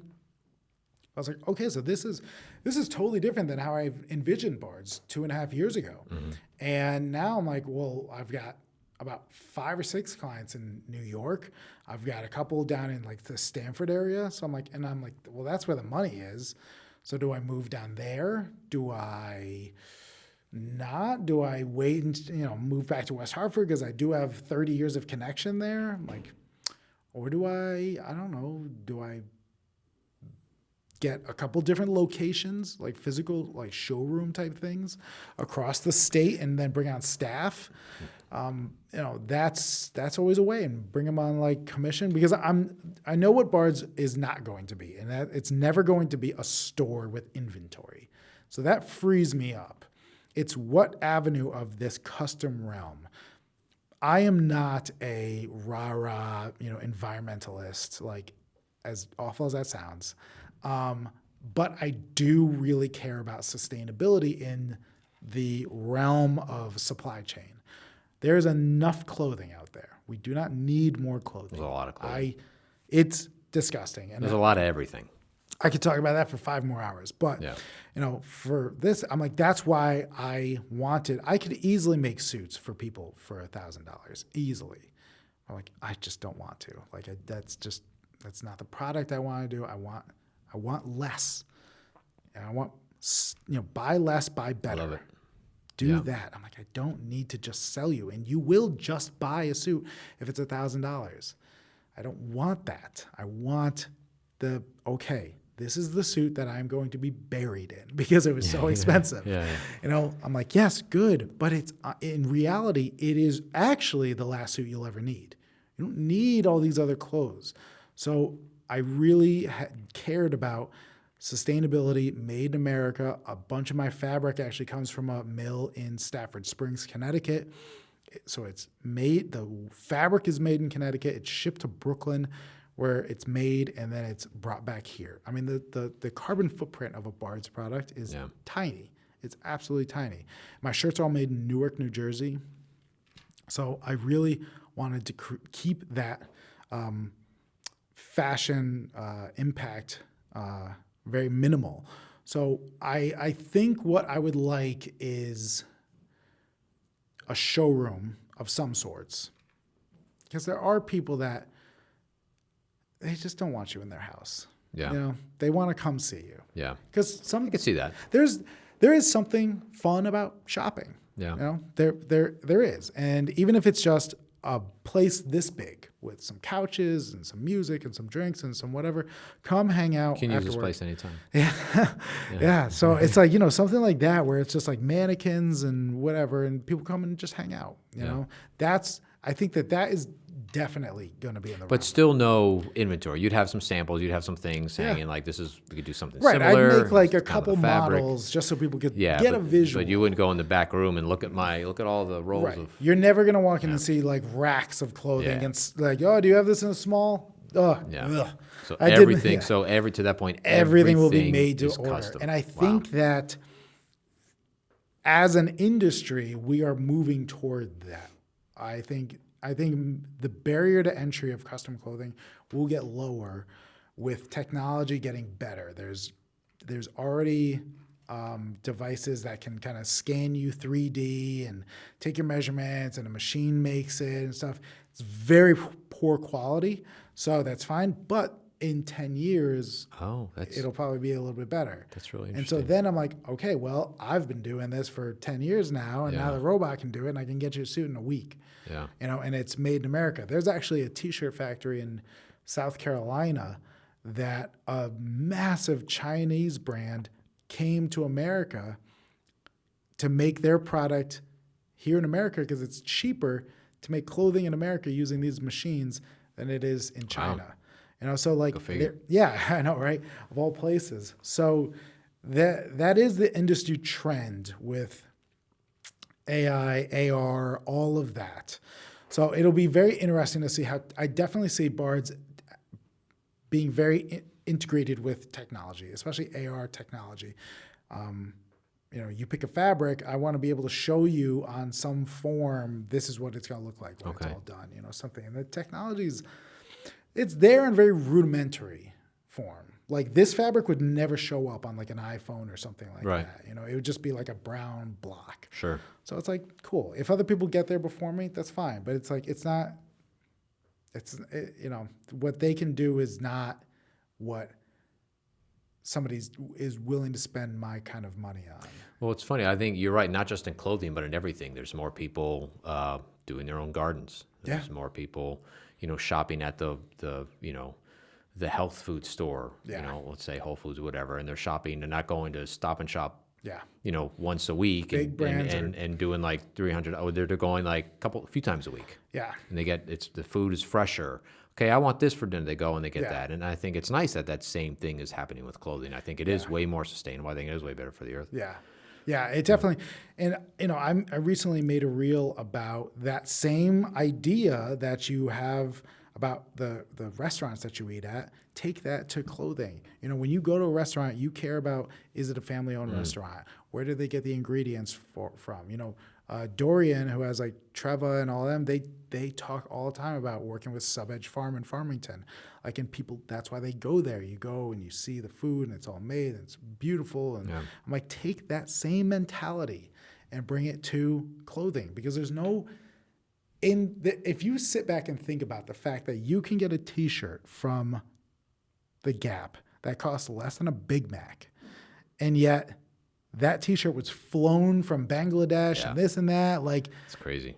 I mean, just really sit back and think about that. You know, it is astounding. I think the fashion industry is still in the top 3 biggest environmental wasters on the planet. Like, it's absolutely insane how awful the fashion industry is. So yeah, I definitely see sustainability being in there, but I also, what I've been trying to do and branch out for a while is a more of a philanthropic arm of Bards. And that's something that I've been really trying to get off the ground for a while. Re-entry I'm very passionate about. People who are re-entering society after incarceration. I'm like, okay, there's a big need here. There's a great re-entry program in Connecticut. There's all of these different programs and nonprofits that help these citizens get jobs, and they help them get training. I'm like, but if you get out after 10, 15 years, your body's different, your life is different, everything is different. Like, here, I want to be able to say, like, here's some clothes, you know, like, now you don't have to worry about it. Not just interview clothes, you know, not just that. I'm like, here's some jeans and some hoodies, you know, maybe you went in the summer and you got out in the winter. Yeah. You know, that very common. That happens. Yeah, or who knows where their clothes went. I mean, exactly. They got thrown away. Yeah. Who knows? You know, things change all the time. So I really want to, and there are actually things in motion right now to get this going.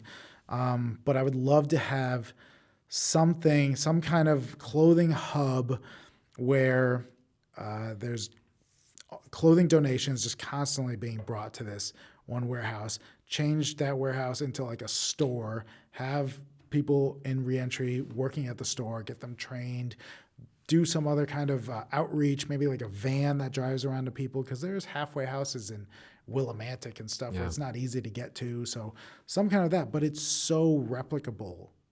There's a place in West Hartford, a clothing, Value Something Furniture, not clothing, sorry, furniture, Value Something Furniture, down in the Design District area.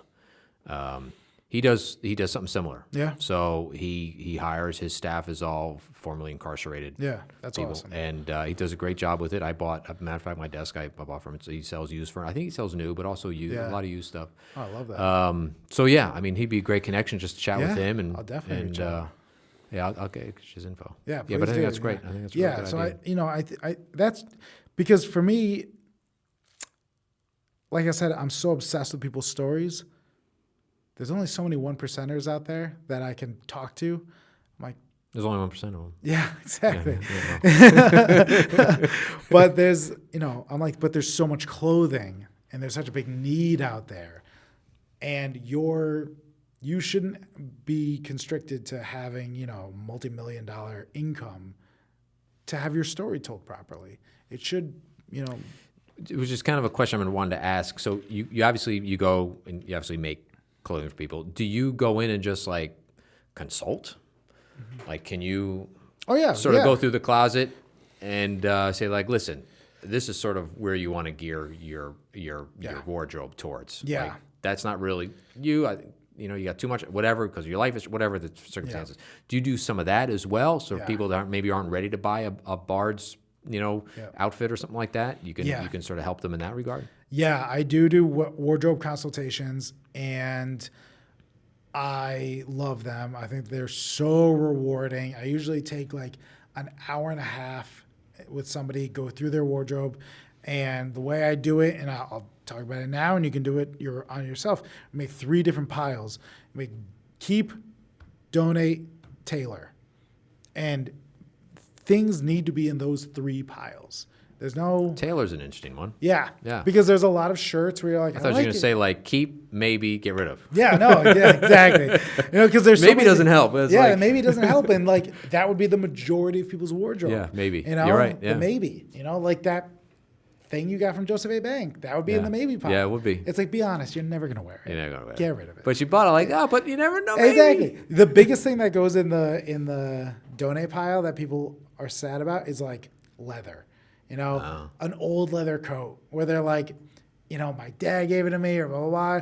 Even if it doesn't have sentimental value, they're like, I bought it with my first check and it just didn't really fit right. And now it still doesn't fit right and I'm never going to wear it. But yeah, I can't get rid of it. You know, I'm like, that. just do it. Just get rid of it. You know, but like Tailor is a big thing because a lot of people, they get stuff in rushes, you know, or their weight changes. Mm-hmm. And they're like, I love the shirt, but the sleeves are just a little too long. And the body's just not great. Like, okay, cool, we'll tailor this. Is there some shirts that just can't be tailored? Oh yeah, there's a lot of stuff that can't be tailored, and especially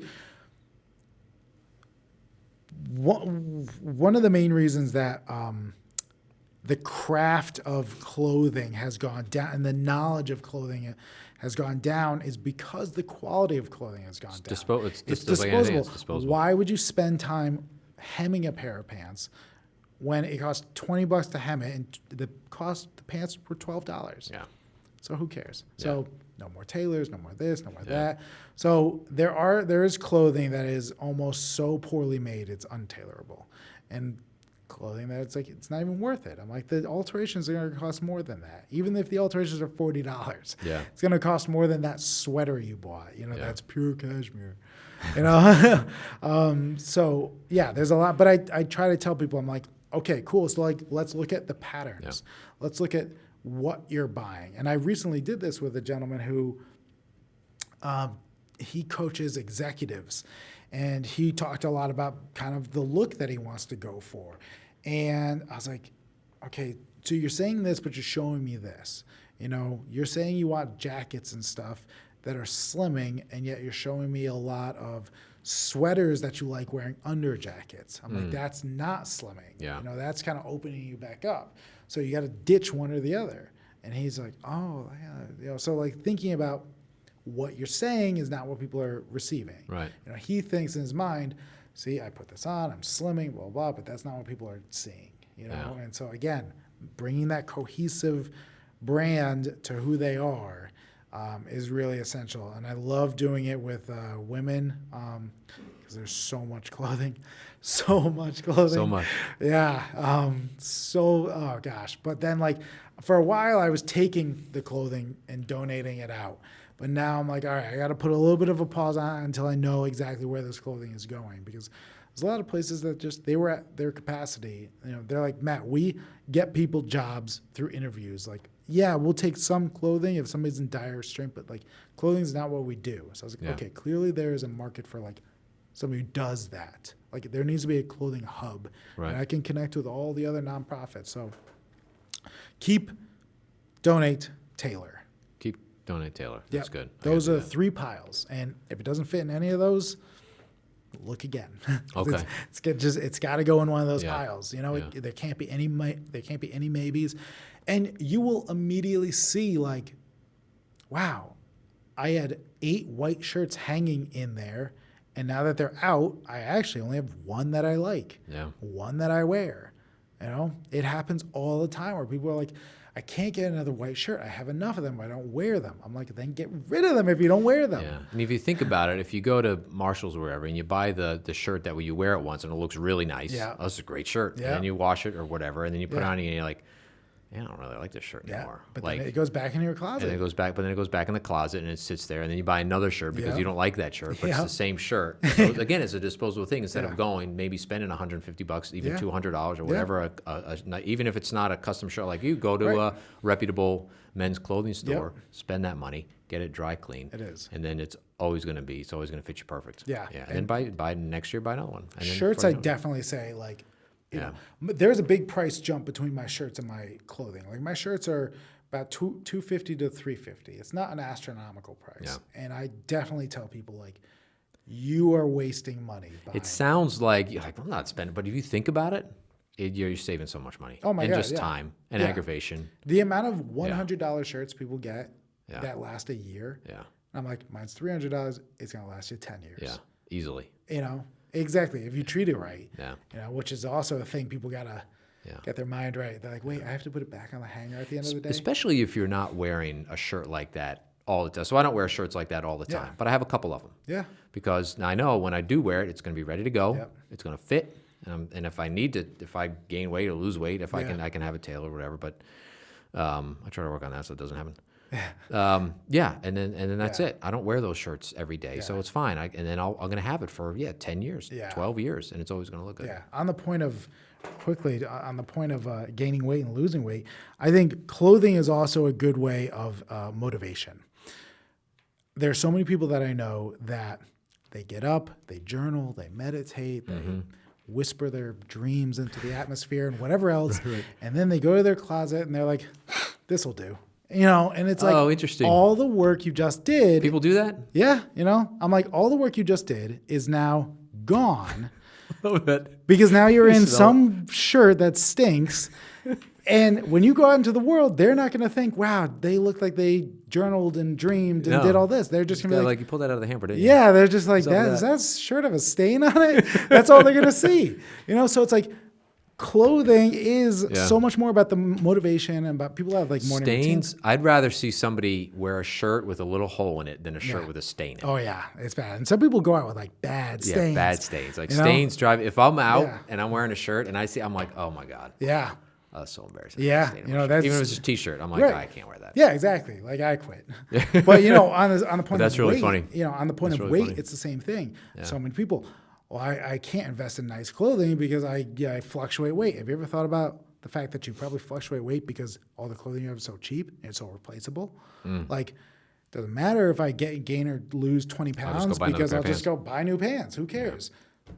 You know, everybody has their Well, for fat. me, it's like that's the thing. For me, it's like it's a money thing. It's like, well, shit, I don't fit. I better lose weight then because there's no way in hell I'm buying another pair of pants. Exactly. Yeah, I know. I fluctuated 60 pounds Wow. for about 8 years. Yeah. Up and down, anywhere in that 60 pounds. I was 260, I was 200, I was 230. I was all over the map because clothing was so cheap and Yeah. ready and it didn't matter. But then as soon as I was like, oh, okay, now I'm investing in my wardrobe, I have not gained or lost 5 pounds. Yeah. Yeah. That's it. I've tailored myself into what it is. this. Well, and I'm like, wow, that is. And it's funny, but then it goes right into the who you are thing. Yep, exactly. Now you found your weight. Yep, found my weight and Wherever I found that may be. my style because Yeah. now my style reflects that weight. Because I remember maybe 2017, I had the most clothing that I ever had, and I remember looking at it, and I was like, wow, my skinny suits are very loud and very flashy, and then my fat suits are a little bit less, you know, and Interesting. more vests and stuff like that. And I was just like, oh, and then once I started dialing it down, it's like, oh, there's a very different style underneath here, you know. But like, yeah, I was two different people at two different weights, two different styles, and people never knew who they were going to meet depending on the time of year I saw them. But yeah, since I had my own clothing line, like when I started my line, I got rid of anything that didn't have bards on it, and at the time I didn't have much. But like I got rid of pretty much everything else. I was like, I need to rep my clothing, my brand. And I was like, oh man. But then, I mean, my weight has not changed within 5 pounds. Do you wear clothing that is not Bard's clothing? Yeah, absolutely. I wear a ton of it. And it's all from like 2 or 3 places. Okay. And I try to buy only made in America. If I can't, it's from either JT Gamo or Zonners. That's it. But that being said, I mean, Say hi to Joe for me. yeah, When you see him next. yeah, it's the best. But like 95% of what I buy is, I mean, I save brands on Instagram, made in America. Oh, this is that. You know, these pants come out of this company in Tennessee, Imogen and Willie, and I've got a couple of shirts from like Billy Reed and stuff made in Nashville. I'm like, yeah, I don't know where my jeans are made. I called him once. He's out of Brooklyn.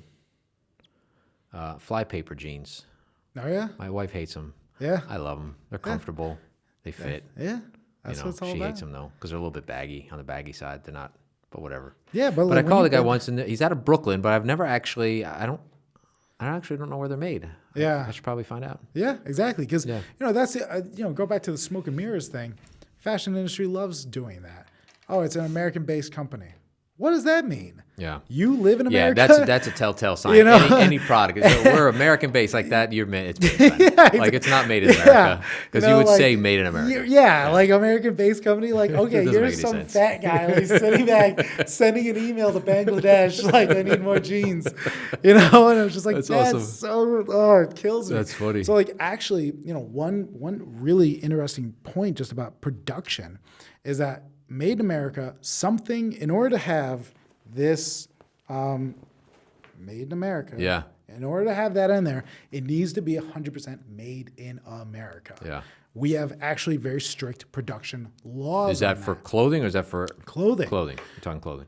And overseas does not have that. They have final state of production is country of origin.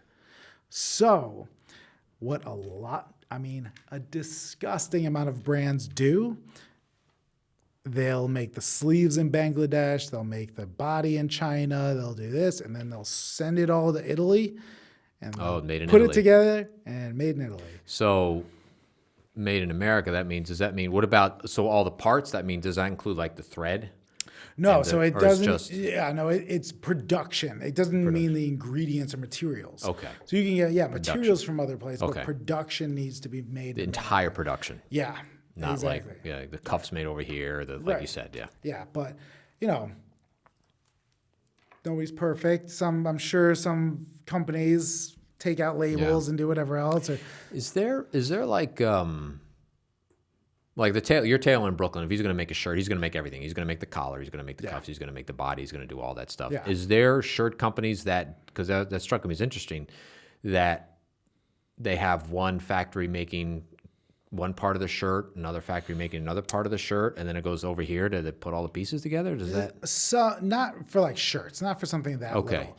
But sometimes people do it for like a suit or something. Okay. Because the body requires a lot more materials like canvassing and stuff like that. I see. So like then in the sleeve is just like a tube of fabric. Right. So then you put it together. Or sometimes they will literally just assemble, create all the bits and pieces in Bangladesh, which is now Bangladesh, I think Haiti and Mexico are now the cheapest places to make clothing. China's like getting up there. But then they'll send it to like Italy and like sew the buttons on in Italy. Yeah. And that's made in Italy. Wow. It's absolutely disgusting. And So how do you get around that? How do you know as a consumer? you don't buy it. That's it. That's Well, no, but how do you know? Like, how do you know? Like, okay, was this actually made in Italy, or was it just like sort of assembled in Italy from parts that came from other places? How do we know as a consumer to tell the difference? You can't really, because it's legal. What they're doing is legal. Okay. That's what the law is. It's last country of production is country of origin. So they're not doing anything wrong per se. I don't know why they have that law. Like why, some lobbyist won big on that one. But what a lot of companies are doing to combat that is transparency. So I always, whenever I'm able to, show images of me in the facilities. I'm like, here's me in Brooklyn. Yeah. Here's me in Newark. Here's your thing. Like Do you send like if you're checking on somebody's suit or whatever, do you go like, hey, look, they're putting on the Yeah. whatever, click, and they send it off to them? Yep, I'll send it to clients. They That's cool. love it. Yeah, I Yeah, bet. yeah. That's And awesome. again, that's the thing is like it's not just the experience of dealing with me. You're getting the whole experience. You're getting the whole magic act, the magician, how the trick awesome. works. All of it is in there. And I try to make people as inclusive as possible. To make a garment, it's usually multiple fittings. So they're going to see the garment. I'm going to see them a bunch of times before the end stage. So yeah, they're very involved. And yeah, it plays into like this garment. I will have seen them 4 times before the final all right, here it is. And It's how yours. long, like, when did you start and when's the delivery date? I believe this one's about 8 weeks, 8 or 9 Okay. weeks. All right, it's not bad. Yeah, it's not bad. Okay, it's not bad. Sometimes they've gone longer. Sometimes it's like 12 weeks. Yeah. But then we're talking about a different type of garment. Yeah. Then we're talking about something more year round because we living in the Northeast, we are very dictated by seasons. So people do want to like see something within a season. Do you get like people from Florida, like a warmer climate, coming up? Be like, I just moved here to New England. I need some warm clothes. That's an interesting take because they're so used to like they know exactly what they used to wear in San Diego or wherever they were. Yeah, like it's easy. But now they're here, Yeah. and they're like, not quite sure what I need to wear here. I have not gotten that specific case. I did get a guy from Vermont who drove down from Vermont, just drove into the center of Connecticut and Googled suits because he was like, nobody in Vermont does suits. So he just knew that and he left Vermont. Yeah. He left Massachusetts and he drove to Connecticut where all the rich people are. And he was like, yeah, you guys all care about suits and stuff. And so he just found me on Google. Yeah. I just luckily found, That's awesome. and I measured him in a parking lot because I didn't have a store. Yeah. So I measured him in a parking lot. Like I had my fabrics on the back of my car. I measured him. And at the end, I drove up to Vermont to drop off his final garment and everything. It was like 3.5 hours or something, He drove to Connecticut Yep. specifically to buy a suit, but he didn't look for one until he got to no Connecticut. idea. Yep. He was, as far as he knew, he could have gotten down here and just found nothing and drove back. Yeah. He just found me and like called me up. He's like, so I got a crazy story. I was like, all right. I was like, well let's That's go to awesome. a public place so there's witnesses. I was like, I don't know if you're like here to murder me or something, like sent from the future. Yeah. So funny. like there, but to the point of the Florida person, it's interesting that I haven't found that like climate wise, but I do get that person job wise. I've been dressing in this uniform for 30 years and my job just went just for your day. I don't know what to do. That person is my premier customer. Gotcha. That makes sense. So people who just, Same kind of thing. Just same kind of thing, just for a different reason, Yep. but dressing casually has been one of the best things ever for me and my business. Oh yeah, yeah. I said it earlier. Yeah, I mean, it's Yeah. got to be the best thing for your business right It now. is. And people, that's the thing. Is like people say like, oh, I never wear a suit anymore. Like, oh yeah, I don't care. But I'm like, now people don't know what to wear, but also like wearing a suit's easy. You put on a jacket. Well, it is like going back. Let's go back to the Zuckerberg and the T-shirt Yeah. thing. It was easy. Yeah. You pulled out your black or your dark blue suit and your dark tie and your Yeah. white shirt and you put it all, and it was the same thing every day. Yeah. And That was things it. have changed, and now it's like, oh, now we can wear different stuff, but now it's a whole nother. Yeah. Now it's like, what do oh I wear? god, yeah. Now what do I wear? Yeah, and So you're sort of bringing it back to sort of a nice medium. yeah, exactly. Like, nice. let me help you, and along the way, we'll talk about a bunch of other stuff. Yeah. Yeah. Yeah. That's awesome. This has Yeah. been great. Yeah. No, this Thanks has so much been for coming awesome. down. Yeah. Where we never answered my final question. Yeah. Is where Oh, yeah? the 5 not so much the 5 years, but sort of kind of is this what you mentioned, like maybe different salesmen or Yeah. I don't know what you would call them, consultants or, Yeah. or what have you? Is that something that you always? It seems like you really love what you're doing. So I don't see you anytime soon. All right, I'm just gonna like take the sales calls and assign people to go do that Right. job. Like Yeah. you're always gonna be hands-on. But Always gonna be. do you want to grow? Do you want to take on a few more people, train them, and then have them help maybe take a little bit of that workload off? Yeah, I don't think that anybody would take any workload off. I think they would just add to more work because I'm in the business like a barber, Just because you get more barbers doesn't mean you go to those other barbers. You always go to your same barber. So I'll always have my same customers. Oh, it's I'll very interesting. Yeah. Get a get really more good point. people because of some way, but the business will still grow and they'll have their own customers. So I would definitely love to bring on like, 1 or 2 people.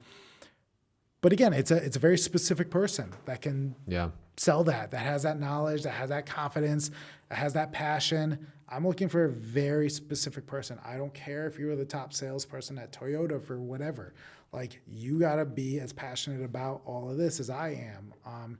And maybe I bring on somebody who's very knowledgeable about textiles and stuff like that. And we have a great relationship because, not everybody is gonna, the story aspect will be cool, but some people will really care about the fact that I have fabric from Connecticut and England and Italy and all of these places, and they'll want to break down the differences. To me, I'll do it, but I'm like, let's get back to you, you know? So I would love to do that. But in 5 years, I think realistically in 5 years, I will have a philanthropic arm, a showroom, and at least one person working with me. That's the 5-year plan. So you will have a place, but it won't be a store. It'll be a showroom. People, in case somebody doesn't want you, like you said, I don't want you to come to my house for whatever reason. Yeah, they can come to you now. They can come. They can hang out. And it's nice to have that sort of home base too, a little bit. Get me out. Like I love hanging out with my cat and all, but like, so you gotta get sometimes out. It's nice to get out. Like I get pretty bored sometimes. Because it is funny that and I'm sure you, when you went out fully on your own, same thing. It's like we love working with people, and our job is working with people, but the majority of the job is alone in a room behind a computer. By yourself, like that, and it's funny because I just made a reel about this also. I'm like, my personal life, I am now the excuse that so many people give me. I never have a reason to get up and get clothes, get dressed and blah, blah, blah. I'm working from home, I'm like, I have the same excuse. But I still get up, I get dressed, I go out, even if I'm going out to dinner with friends. Like I'm going out and meeting people later, and I'm dressing like this. You do a lot of Instagram, is that all you, or do you come up with the ideas? How do you record like a batch and then send them out like over time? Like how does, because it's a lot and they're all good. Yeah, thank you.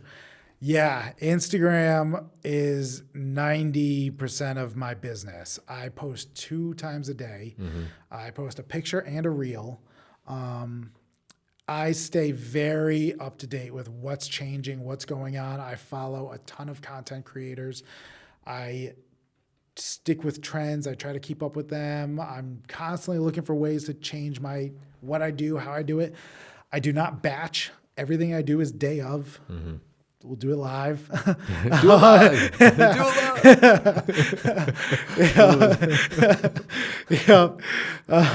Actually, Bill O'Reilly went to Marist, so that's where I went also. That's funny. Wears off on you. Yeah, that's good. But to me, it's fun. Like I know a lot of business owners that are not as outgoing as I am, and they really struggle with it. But I tell them, I'm like, your target audience doesn't know about you yet. You have to get the message out there. And it's not for your friends and family. It's for that new person who's, you've probably said tonight 6 times, oh, that's a really interesting way to put it. But those things that I've said again and again and again and again and again. It doesn't matter how often you say it. Somebody is going to hear it and it's going to click. And because they never heard it before. Yeah. You just got to think about it like that. How do you keep the schedule up? Because you're busy, you have clients, you have different things, phone calls and whatever else you need to do. Is it something like, okay, it's 10 o'clock in the morning, I got to do my thing, or whatever? Is it scheduled into your day, or is it something like, this is going to be my photo for today? It is loosely scheduled into my day. So my photos, I have tried to get better at scheduling out, because now that I have years of content of photos, it's easier. Whereas before I was like, every day I was like, picture of a sleeve, but now I'm like, okay, now I've got clients and everything else and stuff I can post, and people like get a feeling for the brand. But the reels, my apartment is facing north to south, so I know that I either have to film my reel at the beginning or the end of the day because the sun will be shining in one or the other windows. Right. So I try to just look at my day and I'm like, okay, do I have appointments later? Do I have them earlier? Okay. I usually try to film in the morning just because I'm like awake. I'm alive. I get up very early. I get up at 4 a.m. I do all my clerical work. I try to get everything boring out of the way. I write like my newsletters. I email potential prospects. I'll sit there on Instagram and just scroll through. And if I see a reel that I like, I'll save it. And some kind of inspiration. I'll be like, okay, cool. So they did this, or like how could what they said work with my business? And then by the time the sun comes up, I'm like, okay, cool. Bang out the reel, and then shower, get ready for my day, and I'm like, okay, cool. It's like 7:30. Yeah. I've done all that. So like 4:00. yeah. I thought I got up early at 5:30. No, 5:30. I'm already done with my first pot of coffee at 5:30. Yeah, no, I mean, because for me, my job, and I'm sure yours is also like this, but like I never know when somebody, like, I gotta go, Yeah. I never know when somebody's gonna be like, hey Matt, like, can you just come by and drop something off? Like this, I'm still waiting on an email from them to drop off for the weekend. So my weekend plans are kind of up in the air. Yeah. I just don't know when I'm going. So like they'll tell me when and where and stuff, but I know that I get distracted easily. I follow the shiny thing, and I'm like, okay, I need to get everything I need to get done and out of the way while everybody's asleep. And that way during the day, it doesn't bother me if I spend 2 hours on Instagram, because I also found a bunch of reels that are going to be inspiration for the next couple days. So I'm like, all right, well, that just made the next couple days easier. Nice. That I found inspiration here. But I think we live in a good world where people are on social media. I love social media. Yeah. I really think it's not as bad as people say. I'm very much an optimist.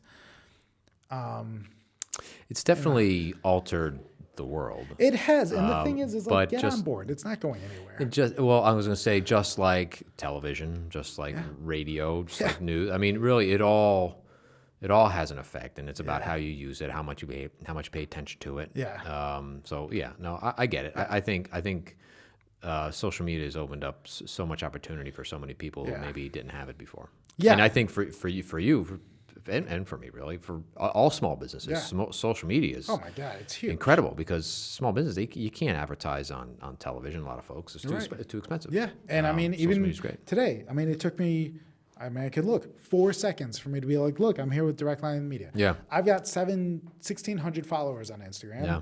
I'll post it. They're not all going to see it, but a couple hundred will see it. Sure. Tag you, it's like, it's just, I Yeah. love it. No, it's great. I think it's awesome. And again, to the point of transparency, I'm posting all the time. This is what I'm doing. This is where I'm at. I'm in Newark. I'm in Brooklyn. I'm doing this. Oh, this fabric just came in. Like, my viewers are involved. I've got people who have never bought anything from me, and yet they comment every day. Yeah. That's so cool. They're invested in the brand. Maybe one day they will buy something. You never know who's. I just made a pea coat for a friend of mine. We went to college together 12 years ago. We took one course together. And because of social media, we were friends on Facebook, friends on Instagram, and we've just loosely stayed around, a couple messages here and there. And then finally she's just like, hey, can you come down to Westchester and make a coat for me? And That's I was cool. like, yeah, absolutely. And that's the thing. You never know who's looking. You never know who's watching. You never know what they want, when they want it, or where. You just got to stay consistent. Yeah. I love it. Yeah, that's the thing, is staying consistent. Yeah. That gets sometimes tricky, but if you have it's a schedule. But it also It's gets like easier once you do it. Like in the just beginning, like anything. In the beginning, it took me 2 hours to make one reel. Now I could fire one out in 20 minutes. Yeah. But in the beginning, I was just like, suits. I'm like, it me, Bards. So now I'm just like, oh yeah, boom, boom, boom, like this and that, like captions, and I know what I want to say, how I want to say it, how I want it to land. I know the time that I want to work, so it's very different. And I also know that it gets easier once you realize you don't have to deliver the entire full 4-course meal in one reel. People are fine with the microwave. Yeah. People are fine with just, here's this little tidbit. Here's this little thing. Here's just this like I did a reel the other day about these button under collars. Love those, yeah. And it got shared like 8 or 9 times. Yeah. I was just like, you want to know what helps? You ever said you never wear a tie? Get these button under collars and your shirt will still look crispy. Yeah. That was the reel. Those are my favorite things. Yeah. Because, I hate the button down. Yeah. Exactly. But that's great. I've had one of those. Those are great. You know, stuff like that. And it got shared and shared and shared. Yeah. It was 16 seconds long. It took me That's awesome. 3 minutes to make. It's funny what gets shared though, right? Yeah. Oh like my God. like really? The ones that I that's spent so much like time that's the on. one you share? Yeah.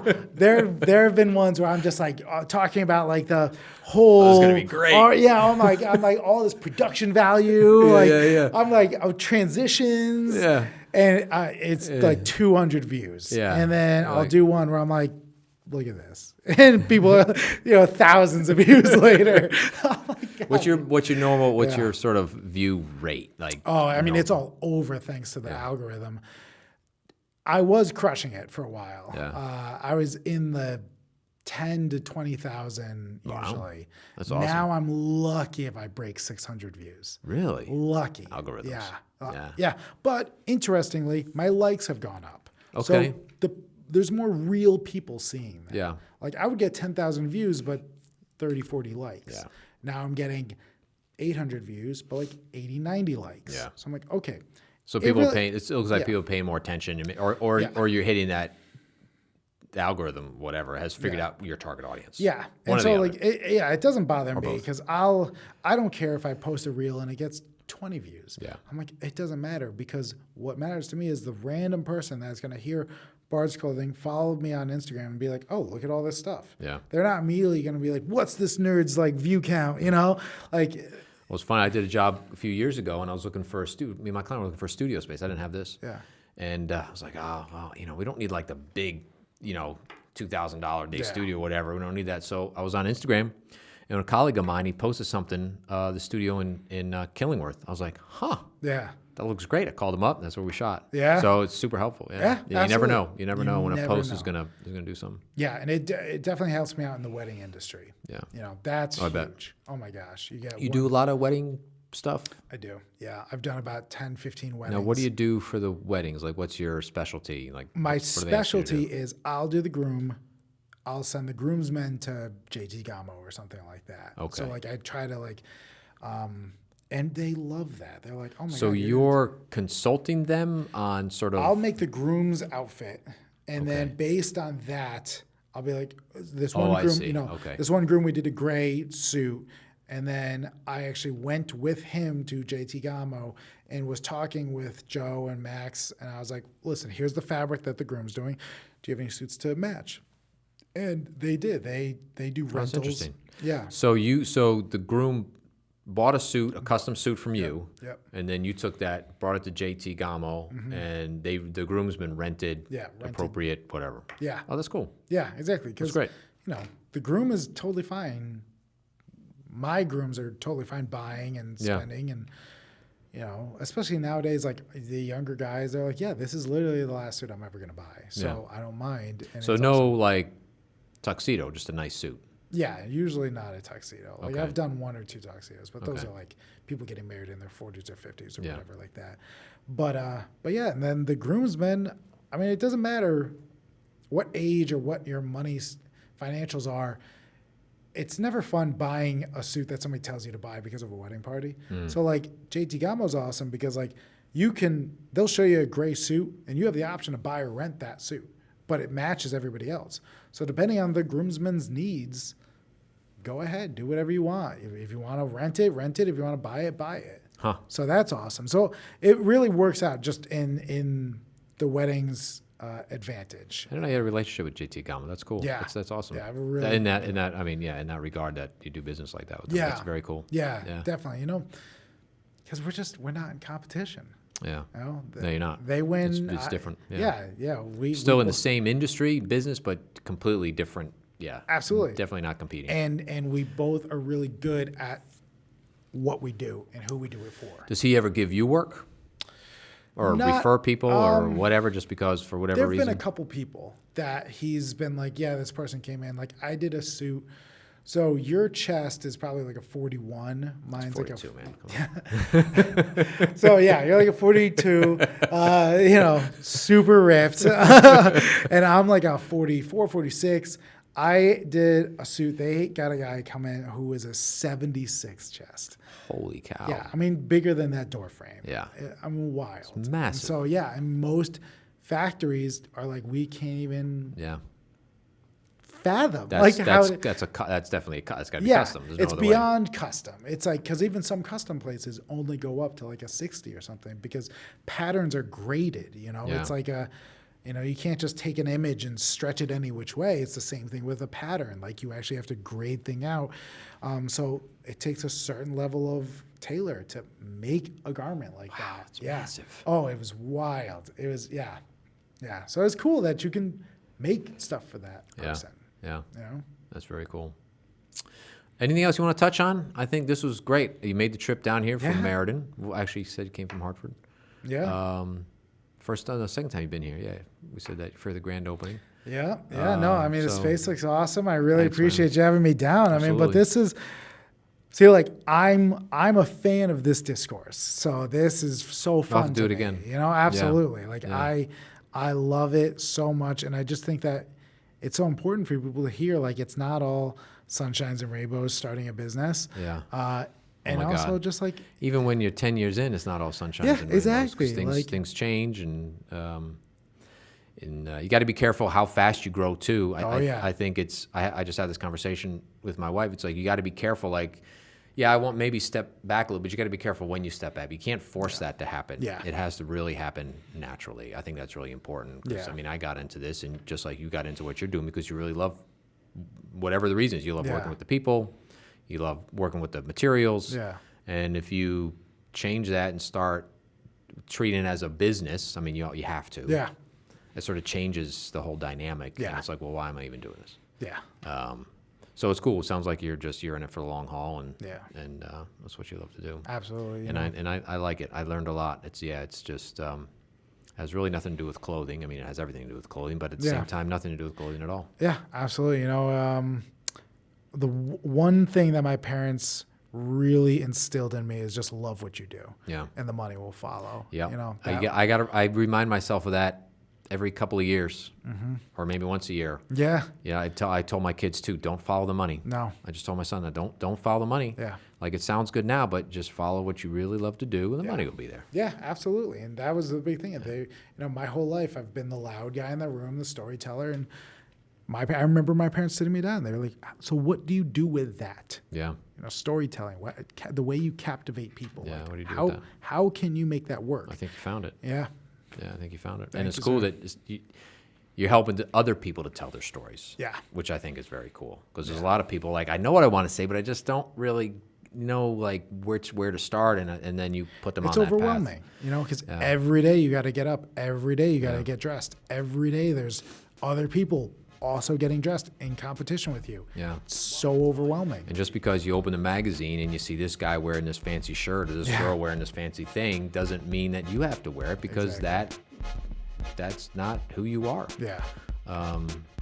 And I think that's what complicates things. It's great because it has influence. It could, like you said, it triggers something like, oh, Right. that's kind of neat. Maybe I could try that. But Yeah. ultimately, yeah, you got to be comfortable, just like, how you cut your hair. You got to be comfortable with what you wear. Yeah. So whatever. I don't know. Just made that up. Yeah, well done. I like that. I might steal that. You could use it. Yeah, you could use it. Yeah, no, Dave, this was awesome. Thank Right you on, very man. much. Thanks so much for having me. coming down. Thanks, everybody, for tuning in. This was episode, 20-something. Stay tuned. There's more to come. Thanks, Matt. See you. Thank you.